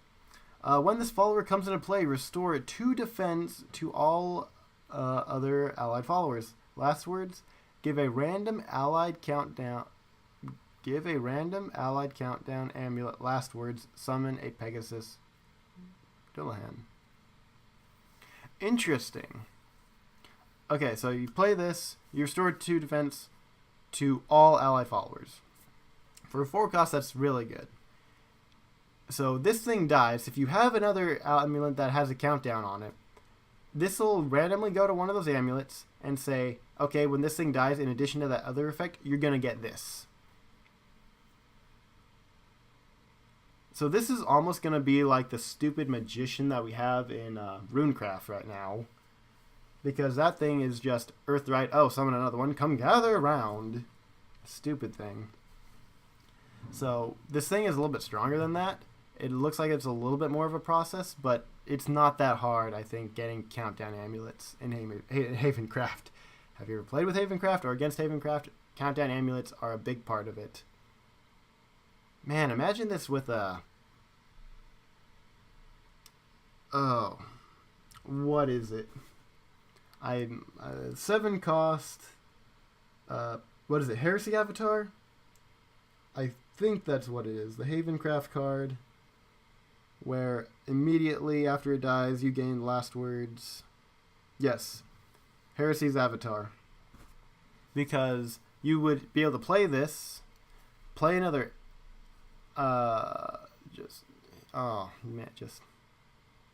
Wait, would that work? Would you be able to use this in Heresy decks? No, because the moment you played another amulet, it'd die. Because this wouldn't be able to die while you have another countdown amulet out. So no, that wouldn't be just stupid broken OP as I thought it was. This still looks like it'll be a really interesting card and very powerful. Next, we have the Ancient Protector. This is a gold amulet with a countdown of 1 for cost. Fanfare, summon a Heaven's Golem. Last word, destroy Heaven's Golem.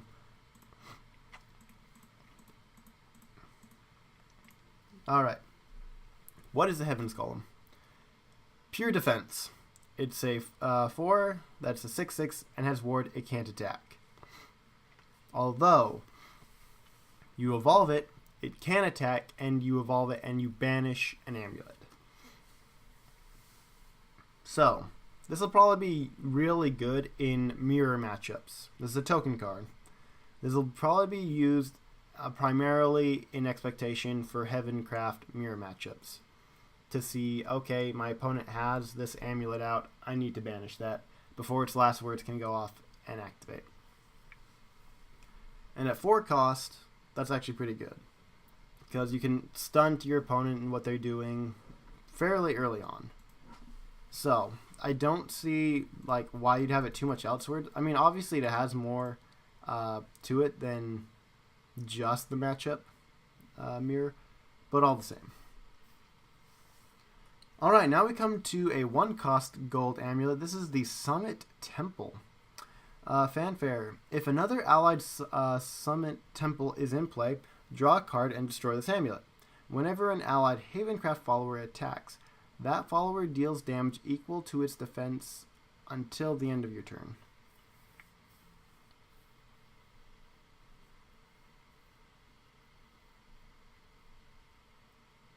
Okay. So the first bit, if you have 3 of these, you have one of these out, you play this, pretty much you're going to destroy one of them, and you're going to draw a card. For 1 cost, okay, whatever. So this pretty much means that all your Havencraft cards are going to attack with whatever their defense is.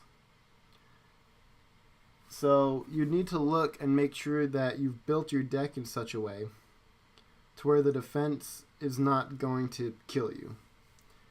This, I don't know, this could work. I mean, Havencraft always has been a little bit more defensive than a lot of the other factions deck types have been. A lot of times you'll find a lot of the creatures and followers will have more defense, but just by 1 usually, than their attack. I mean, I'm just looking through at a lot of the cards right now. I mean, everything from like Priest of the Cudgel, Guardian Nun, Holy Fox, Veteran Tamer, Octo Bishop. I mean, a lot of them have just like 1 more defense than they do attack. You know, you'll have the like Cleric Lancer. You'll have Tenko. So it looks like a fairly common thing that you'd be able to easily make a deck out of, and it's not going to hurt you in any way, shape, or form. But it's only when your followers attack. So it's not like you're going to be defending and it's just all going to be based on the defense. But if your creatures are weak and have taken damage, then they're going to swing with less. So you're going to want to make sure that you're going to be keeping your allies all topped off. And maybe that's why something like this would be useful. To make sure you get all of your followers topped off with their defense so they can swing with more damage. Alright. Next we have the Archpriestess Catlia. It's a 4 cost for a 4/6, evolves into a 6/8 with the last words, put a summit temple into your hand. Alright. I'm wondering how effective this whole thing would be, because it's probably not that difficult just to attack and get your opponents down to like 2 defense or so. I don't know. Depending on, as long as you have sufficient number of cards and build the deck properly, it probably work. This card is just gonna completely overtake Acolyte's Light. 5 cost, pure annihilation. Choose an enemy follower, banish it, and all enemy followers of the same name. So this is like the Hungering Horde that Bloodcraft has, except this is banishing, and it's the same cost as Acolyte's Light. This is just going to be the only thing that's going to be used until it falls out of the rotation. Next, we have the Oathplum Warrior. This is a 4 cost for a 4/3, evolves into a 6/5. With the fanfare, subtract 1 from the countdown of an allied amulet. Pretty just standard creature. Subtract 1. It's got the fanfare ability, so that's nice. At turn 4, that could be really useful for just the last bit of that one amulet you have out. Whatever it is, it'll probably be used. Not overpowered. Looks like a decent card. No complaints. Nothing really, I guess, more to say about this one. Next, we have the Sister of the Sword. This is a 2 cost for a 2/2, evolves into a 4/4. With the fanfare to give an allied follower ward. That, I think, is actually a lot better than more people are going to give it credit for on its first glance. Because especially as Havencraft, just so many things have ward and so many things can easily be defended. That just for a 2 cost, you're getting a creature and giving something else ward. I mean, it almost feels like it's another version of the Silent Rider that we have in Shadowcraft, but lower cost, and it's not one thing will get ward and then something else will get a ward. So I think that this card will be nice. I think we'll probably be putting these. I'll probably put this in some of my decks because I tend to have a little bit of trouble defending myself sometimes because I like amulets too much. And then we have the Golem. So this covers all of the standard things that we already know and already love. Now, everyone, it's the time that you've been waiting for. We are looking at Portalcraft. Now remember, Portalcraft has the Resonate ability. So Resonate abilities are determined by the number of cards in your deck. Okay? And it's going to be, Resonate is when you have an even number of cards left in your deck.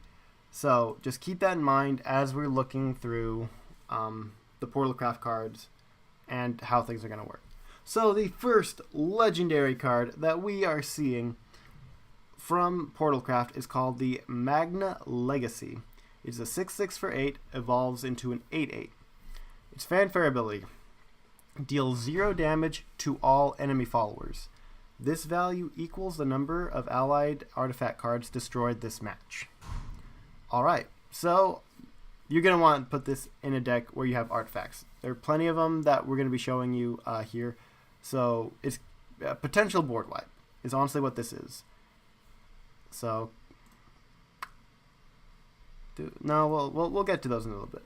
Next we have another legendary Deus Ex Machina. What? Do you just win the game? Do you have 1 HP while your opponent has 20? You play this and you just win? Is that Deus? That sounds like Deus Ex Machina to me. But this is a 6 cost for a 4/5. It evolves into a 6/7. Its fanfare ability, give your leader the following effects. Whenever you play an artifact card, recover 1 play point. At the end of your turn, if Resonance is active for you, discard your hand and draw 6 cards. These effects are not stackable and last for the rest of the game. So, discarding your entire hand and drawing 6, you're going to run out of cards within just a couple turns, honestly. So you're going to want to make sure that you play this, and you're going to want to make sure you have Resonance active if it's going to be really touch and go. Because you're going to play this, and these effects, I think they're going to be there for the rest of the game. So you're going to need to watch your resonance. If your resonance is not active, then you're not going to discard the cards, nor are you going to draw the cards. So you will have some control over how it plays out. So whenever you play an artifact, you gain 1 play point. Okay? Rest of the match, whatnot. So there are a number of different artifact cards.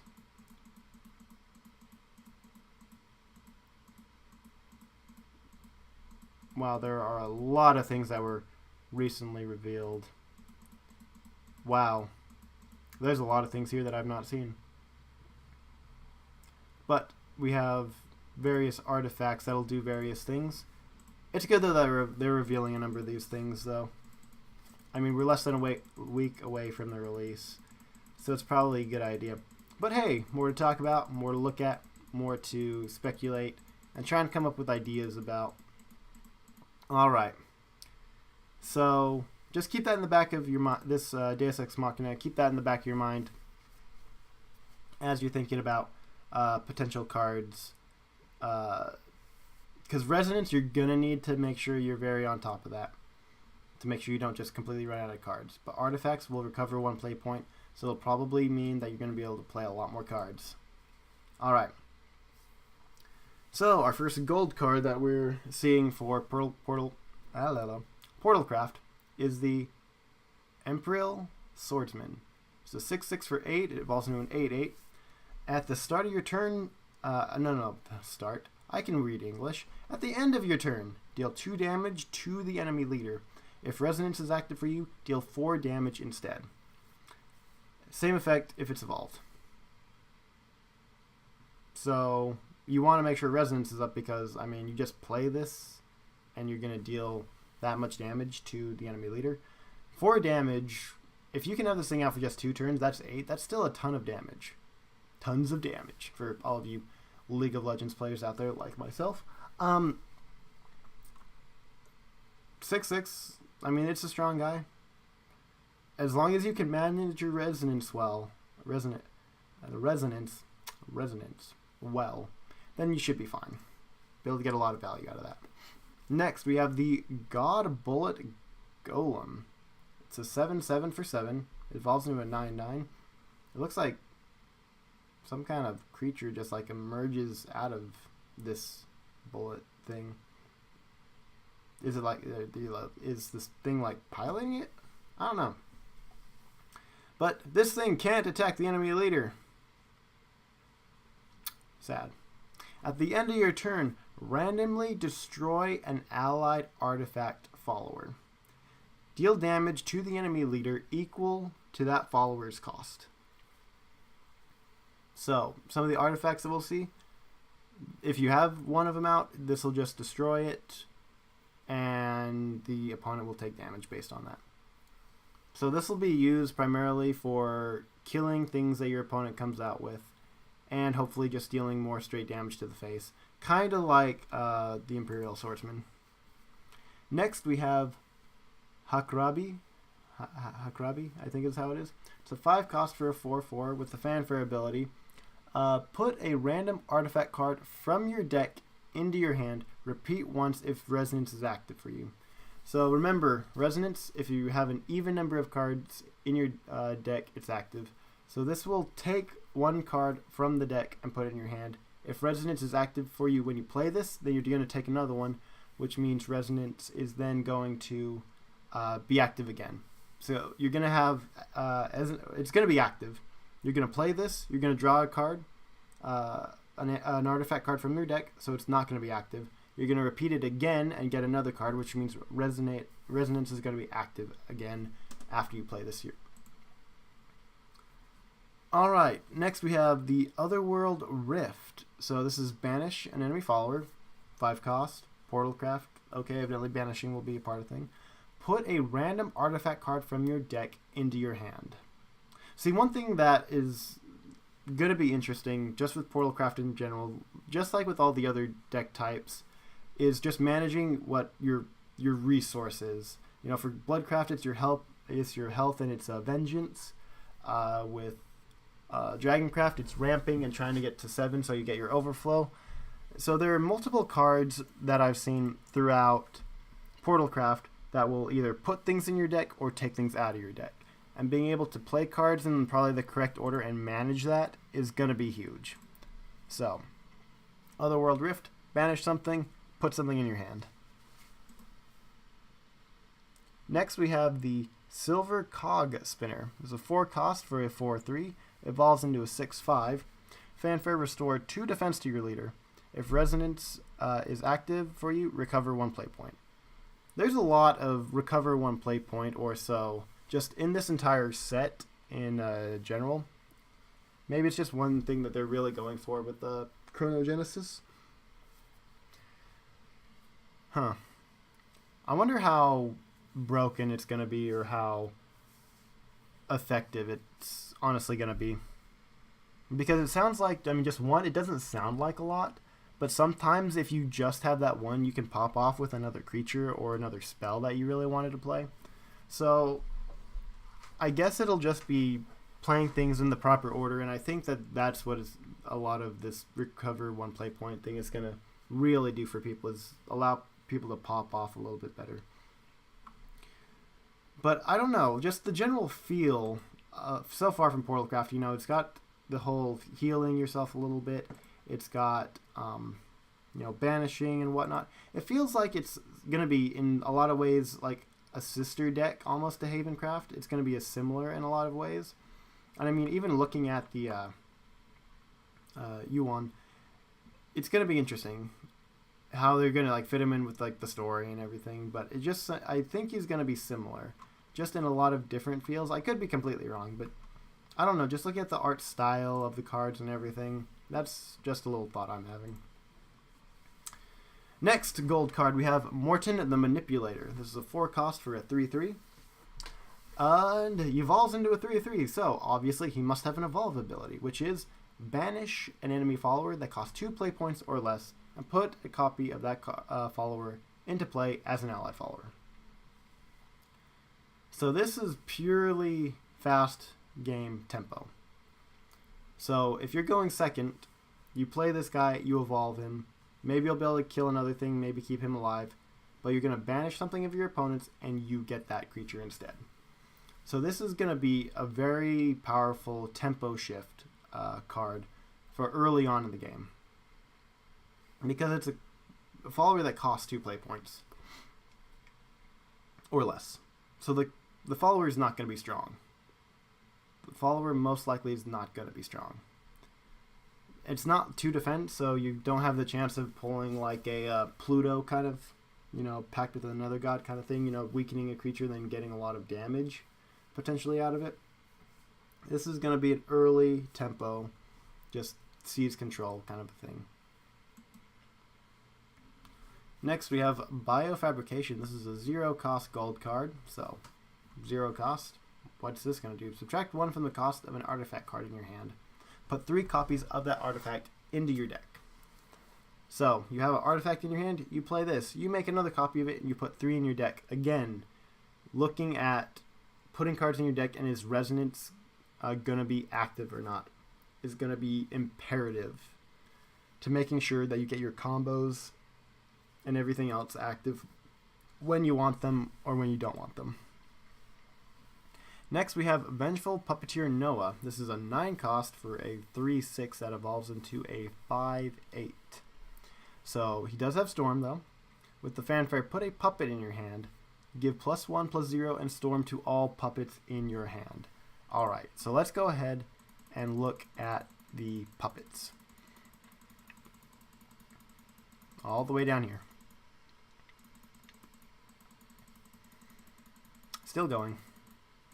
Alright, so the puppet is a 0 cost for a 1/1, and it has Rush, and at the end of your opponent's turn, destroy this follower. So, this isn't, you're going to play this, it's not going to be around on your next turn. It's just not. So, it's going to be there, hopefully, to just kill something with this Rush ability, or maybe provide a little bit of defense. Probably not. Your opponent will probably just ignore it. So, just go kamikaze in. So that's what a puppet is. 0 cost for a 1/1. Puppets are evidently a big part of Portalcraft. A lot of these cards will do things with puppets, as you'll see here in just a few minutes. I really hope I don't need to keep on going back and forth between all these cards, though. Alright, there's Noah.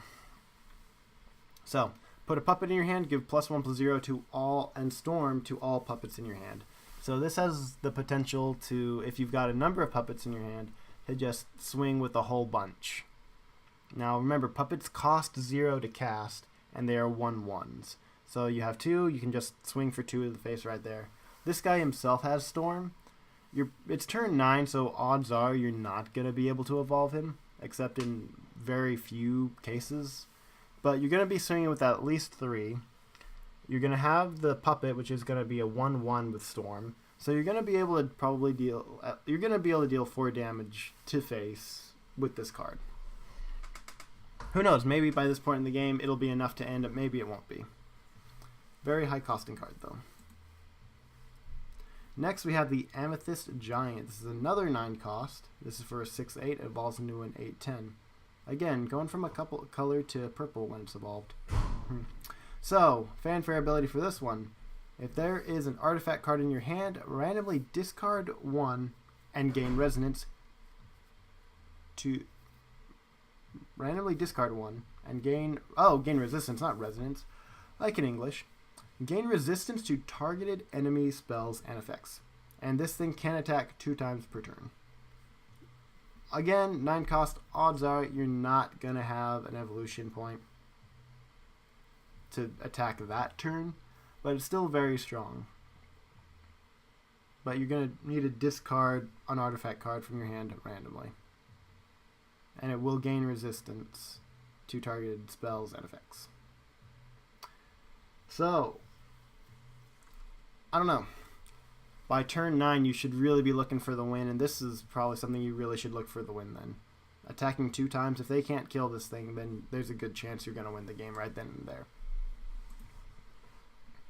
So, next we have the Colossal Construct. This is a 7 cost for a 5/6 that evolves into a 7/8. With fanfare, deal 0 damage to an enemy follower. This value equals the number of remaining artifact cards in your deck. I wonder if that's what it's going to be. You know how you can like click on like the spell boost and that sort of thing when you're Runecraft to figure out what the spell boost numbers are exactly for every single card in your hand? Maybe they'll have a resonance thing for Portalcraft that you'll be able to click and figure out how many artifacts you have in your deck. Because a lot of cards that you play will take them out of your deck. So you're not going to want to play those cards typically if you're not going to get a artifact out of it. So,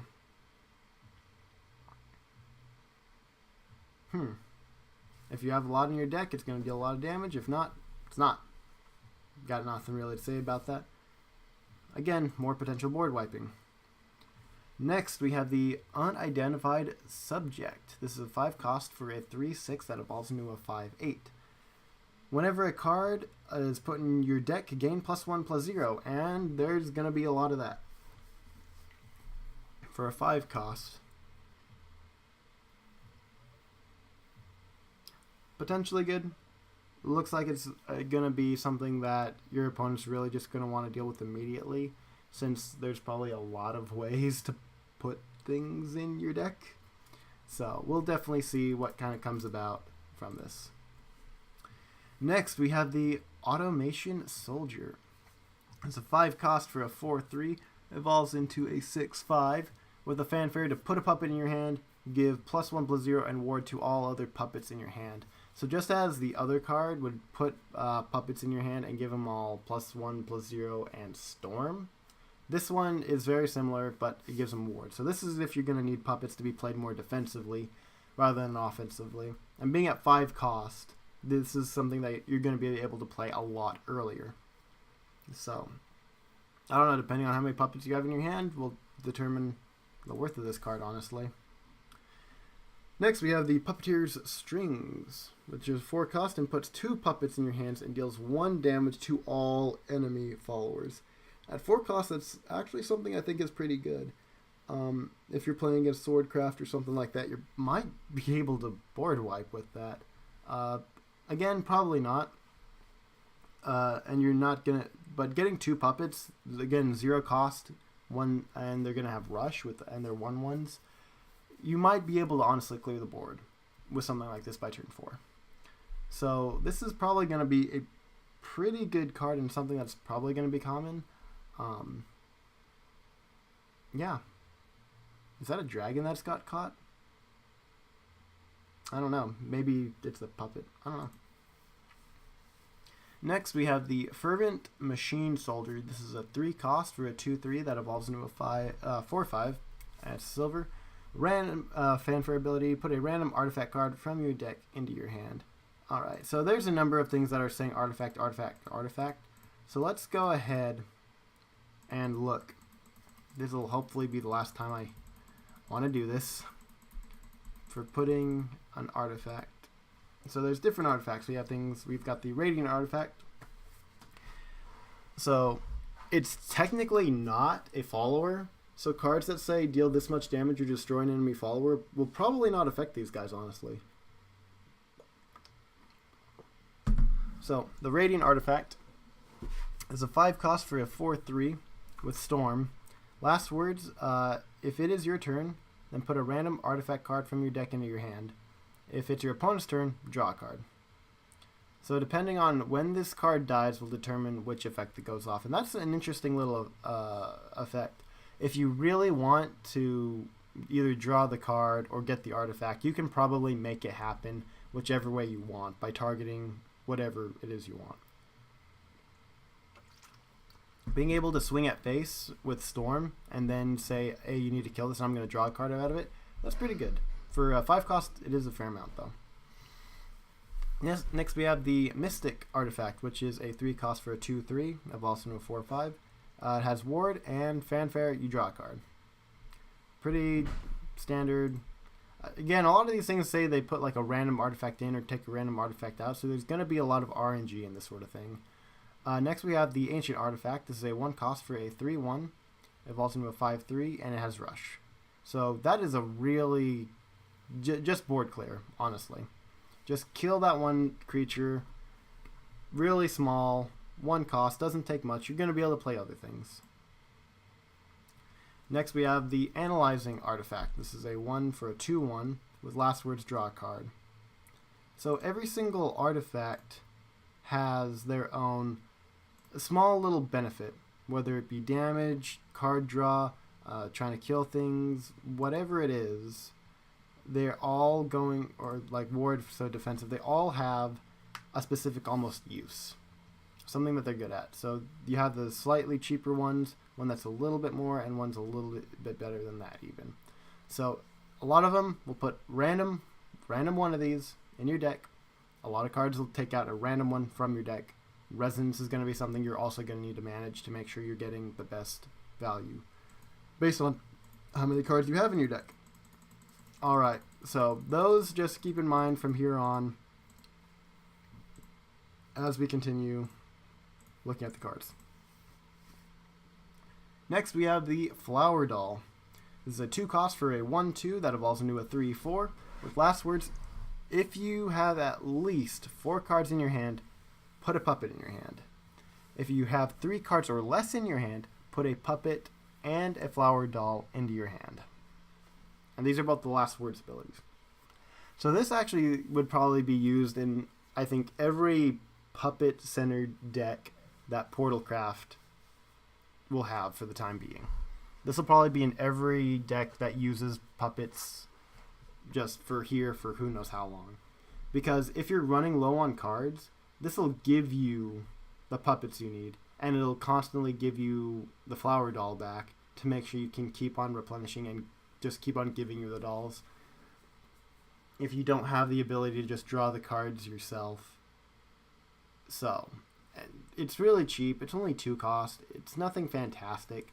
But I feel like this is a card that will probably be used extensively in every single puppet Portalcraft deck. It'll probably just in all of them, just to make sure. Because last words, put a puppet in your hand. And if you have less than 3, you put a puppet and this. I mean, you're going to have things in your hand. You're never going to run out. You're going to have what you need and just play. So I think this card is going to be very popular in any puppet deck. Next we have Icarus, which is a 2 cost for a 2/2 that evolves into a 4/4. With the fanfare ability, put 2 ancient artifacts in your deck. Evolve, it will be put a random artifact card from your deck into your hand. So, Icarus, Engineering. I'm not going back and forth between all of those different artifacts. Just heads up, find the part in the video. Alright, so next we have an amulet. This is a silver amulet, the Ancient Amplifier for 1 cost. It's a 3 countdown. At the end of your turn, randomly put 2 of the following cards into your deck. Analyzing Artifact, Ancient Artifact, Mystic Artifact, Radiant Artifact. So pretty much, you play this turn 1, it's just going to throw artifacts into your deck randomly. 2 of them. One thing that I've been looking at is while there's a lot of things to put cards in and take cards out of your deck, I don't think there's going to be hardly any cases of Portalcraft decks losing the game by drawing all their cards. I mean, you don't see that too much as it is, and you only really saw it in decks where, like Dragoncraft, where you discard a whole bunch of things and then draw again, or like PTP decks or that sort of thing. But I don't think we're going to have that problem with Portalcraft, where you're going to lose the game by running out of cards. So this will probably be a really popular card, just because it's going to put things in your deck. Next, we have the Black Iron Soldier. This is a 6 cost for a 5/6 that evolves into a 7/8. Fanfare, put a random artifact card from your deck into your hand.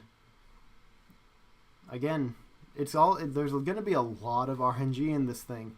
Making sure you can get the right artifacts and play the right ones and make sure you've got resonance going is going to be a bit of a balancing act. And it'll probably be taking a lot of getting used to, but I think it's going to be good. Next, we have the Mana Pistol Mark. It's probably short for mercenary, but Mark. Merce.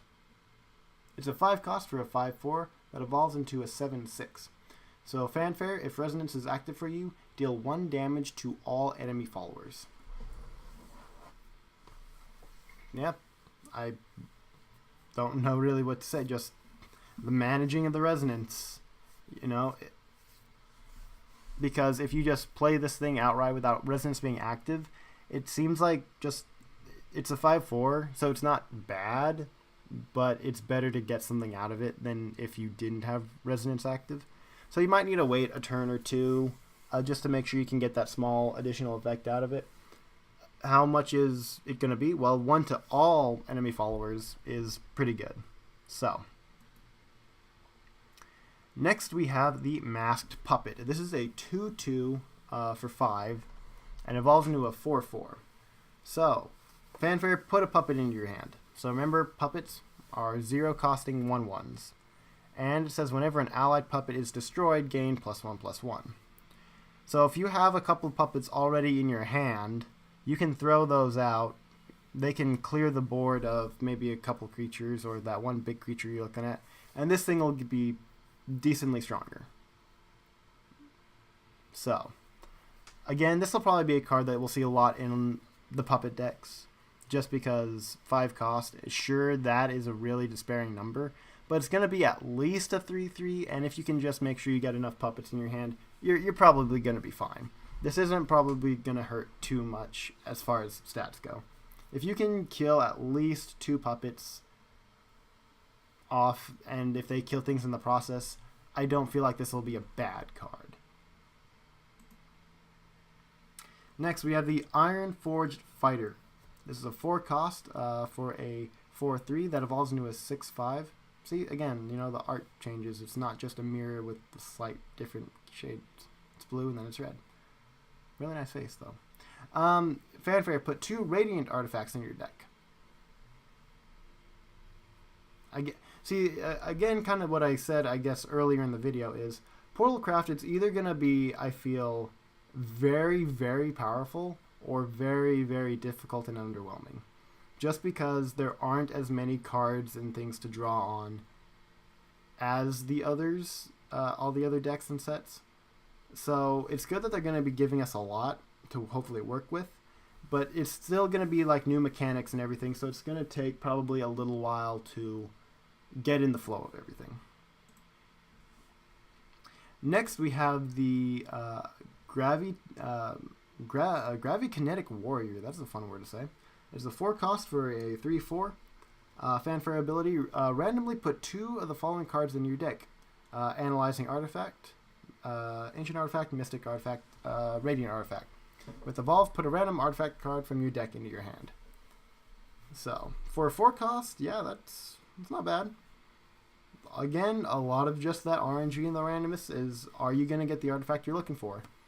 Because if not, none of them are particularly bad. You know, some of them, especially with the card drawing ones and the one that'll give you ward, just the low cost ones, I don't feel like they're actually going to hurt you. They may not be ideal, but they're not going to be detrimental. So, I do love that artwork though. Almost reminds me of a Dark Angel Lily, just with the horns. But next we have the Toy Soldier. This is almost sadistic. It's a 3 cost for a 2/1. Evolves into a 4/3. Fanfare, put a puppet into your hand. And evolved when an allied puppet comes into play, it gets +1/+0. So, you play this, you evolve this, you play that puppet. This thing is going to become a 5/3. So, but much better chance of killing something. Your puppet's going to probably be able to kill something. This isn't going to be able to swing at the face at all, though. So, if you can keep this thing alive for 1 turn, and then the next turn you play it, evolve it, swing for face, and play a couple of puppets, then it can probably do a ton of damage. But otherwise, it's going to be used for board clear. Clearing the way, getting ready for other things to hopefully attack at face. Next, we have the...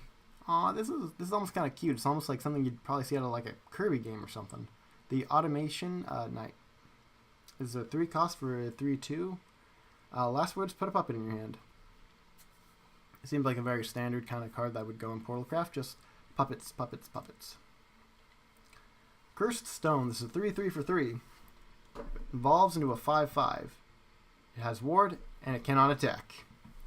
You evolve it, can't attack, but if Resonance is active for you, remove all of the effects from this card follower, which means it no longer has ward, and it can attack. Both of those are gone. But that's only if Resonance is active for you. Other than that, it's going to be purely defensive. So, keep track of your cards and when to play and when to evolve and everything, and this it's probably going to be primarily used for defense. But if you really need it to, then you can make it so you can attack with it. Next we have the Amulet Puppet Room for Countdown 3. Fanfare, put a puppet into your hand. At the end of your turn, put a puppet in your hand. So, Fanfare, you get one. End of your turn, get one. So you're going to be getting a total of 4 puppets out of this thing. So, puppets for days. 3 cost. Yeah. Next, we have the Puppeteer. No way. No way. We have a deck with a bunch of puppets, and there's something called the Puppeteer. It looks like Andy from League of Legends. Anyways, this is a 2/2 for 2. Evolves into a 2/2, so it's got to have an evolve ability. Evolve. Put a puppet in your hand. Give a random puppet in your hand Bane. Huh. Giving a random puppet. So just giving one puppet in your hand Bane will be good. Will be really good.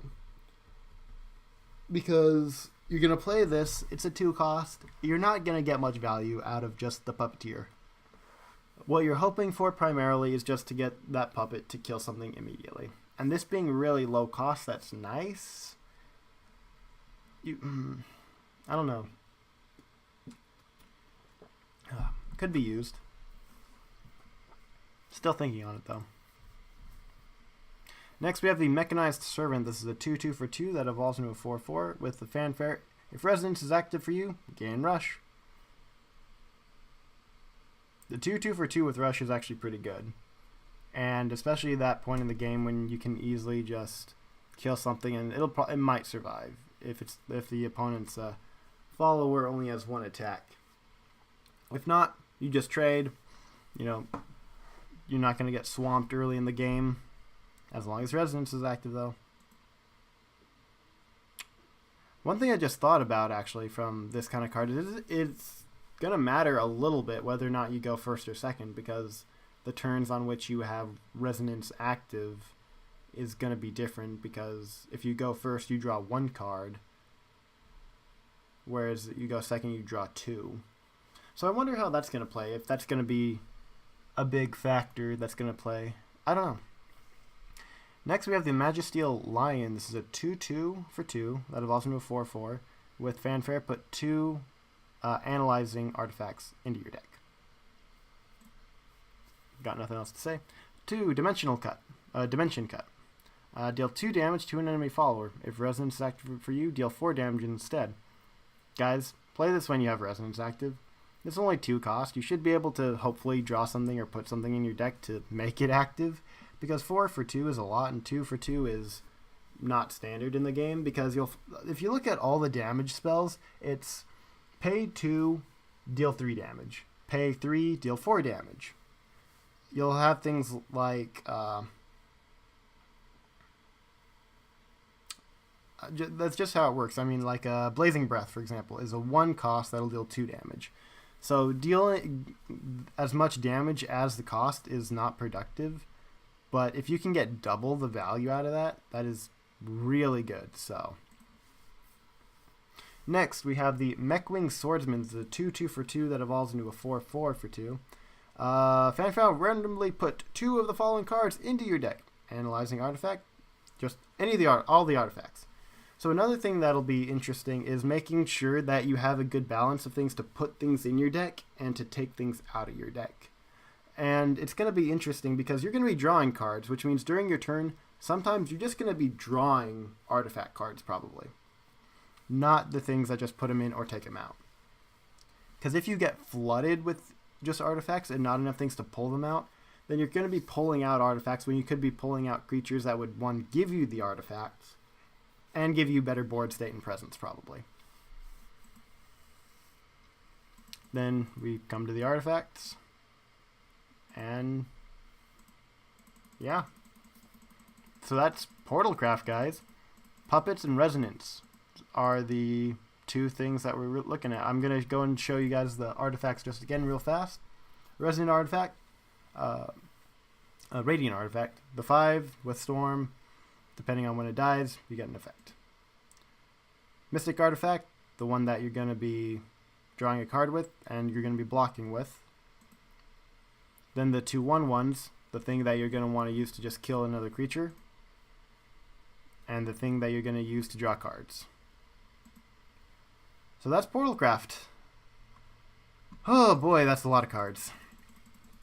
Alright. So yeah, it's going to be interesting. I'm sure we're all going to be creating our own Portalcraft decks and trying to figure out the best strats and just best cards and everything for it. So yeah, go through all that again. Now we come to the neutral cards. So we're going to come to Kronos last, just because he is the poster child for this set. So we're going to go and start with the Shining Bellringer Angel. So similar to the Bellringer Angel we already have, except this one is a 0/4 instead of a typical 0/2 for 2 cost. It also has Ward. This one, it's just a more expensive and draw more with a slightly more defense. That's all this thing is. Not really good, I feel. I feel like maybe there's better things you could get, but I mean, you evolve it, it becomes a 2/6. It might be able to kill something, probably just something small, and it'll probably be able to defend from one thing. You should be fine. But draw 2 cards. Just put this in the decks where you really need the card draw. Next we have the Golem Emperor. This is a 2/2 for 3. Evolves into a 4/4. Fanfare, randomly put 1 of the following cards in your hand. Goblin, Goblin Leader, or Goblin Princess. Whenever an allied follower that originally costs 1 play point or less comes into play, give it Rush.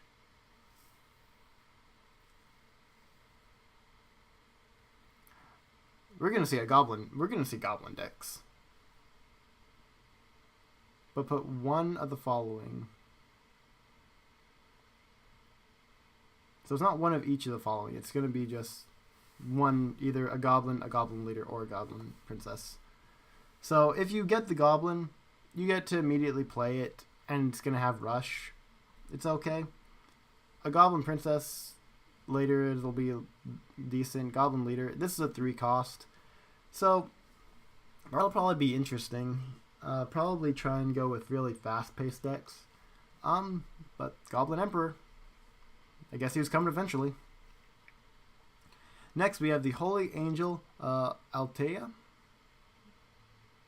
It's a 5 cost for a 4/4 that evolves into a 6/6. Fanfare, change an enemy follower into a neutral follower.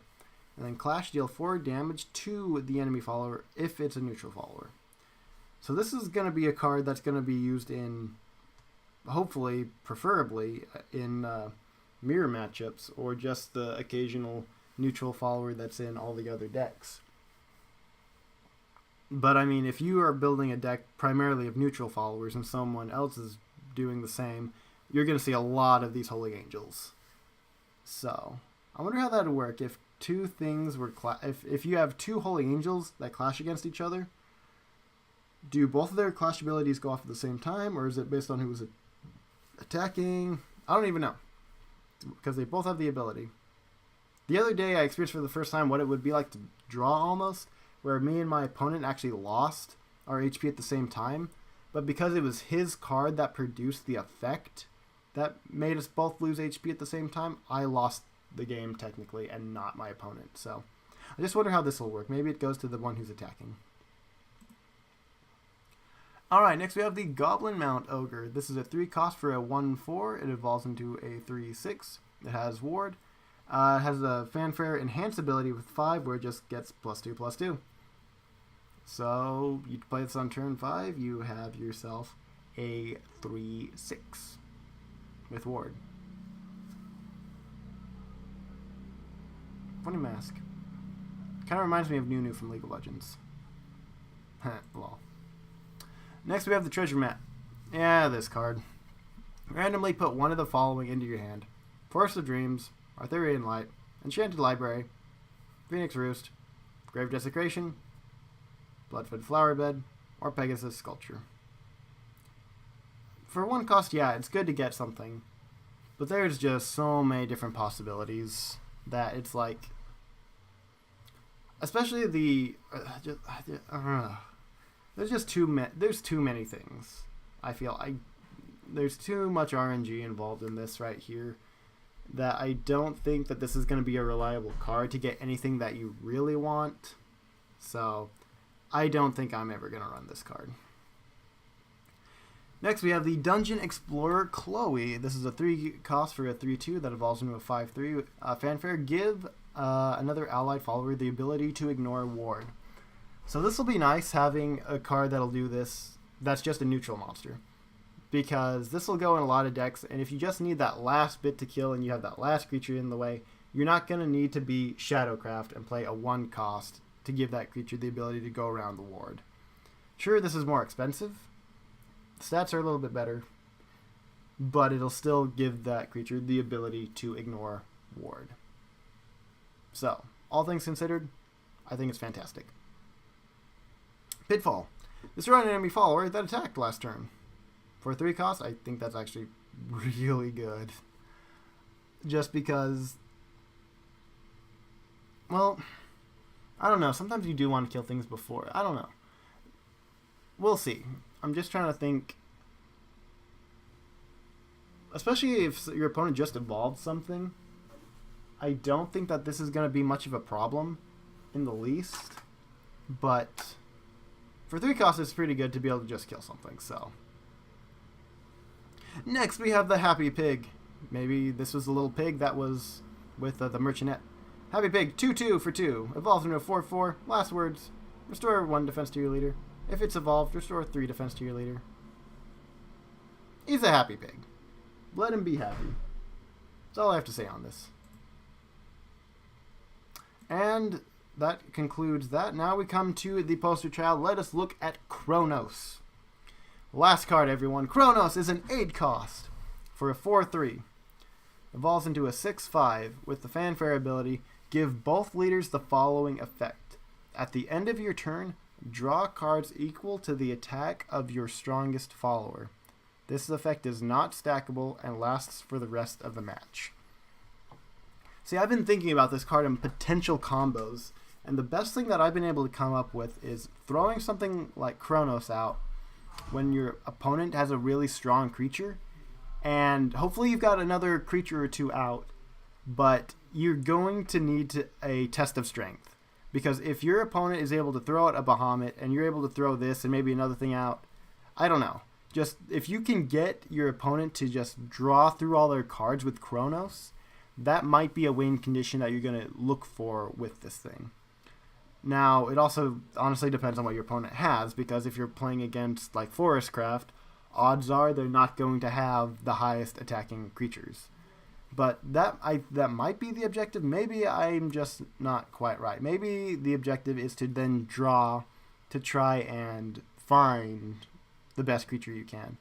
But I mean, you're going to play Chronos, and at the end of your turn, you're going to be drawing at least 4 cards if you've not evolved and destroyed Chronos, potentially by the end of it. But this effect is not stackable, and it lasts for the rest of the match.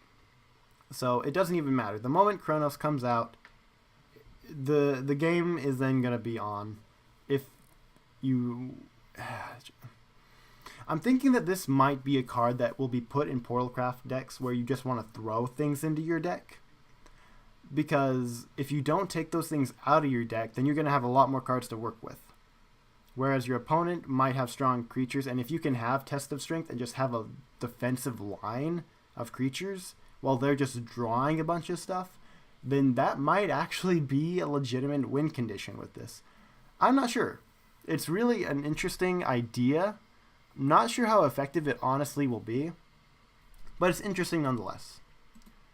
But anyway, guys, that is Chronogenesis. 138 cards will be coming out. Obviously, this isn't all of them. We're getting a new leader. Thank you for so much. Just check in the description when the different cards and decks you're going to be looking for are going to be talked about.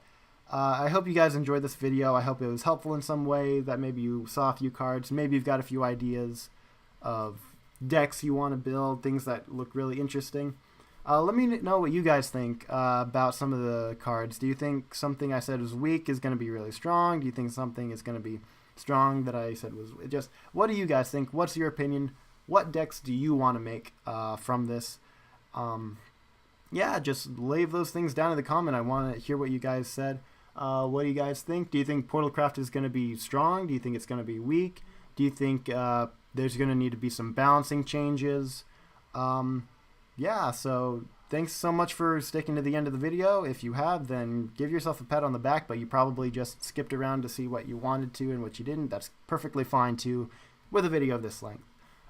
Thanks, guys. I'm RyuSage. I'm going to be making more of these videos. I'll be making gameplay videos, as well as I'm going to have a big pack opening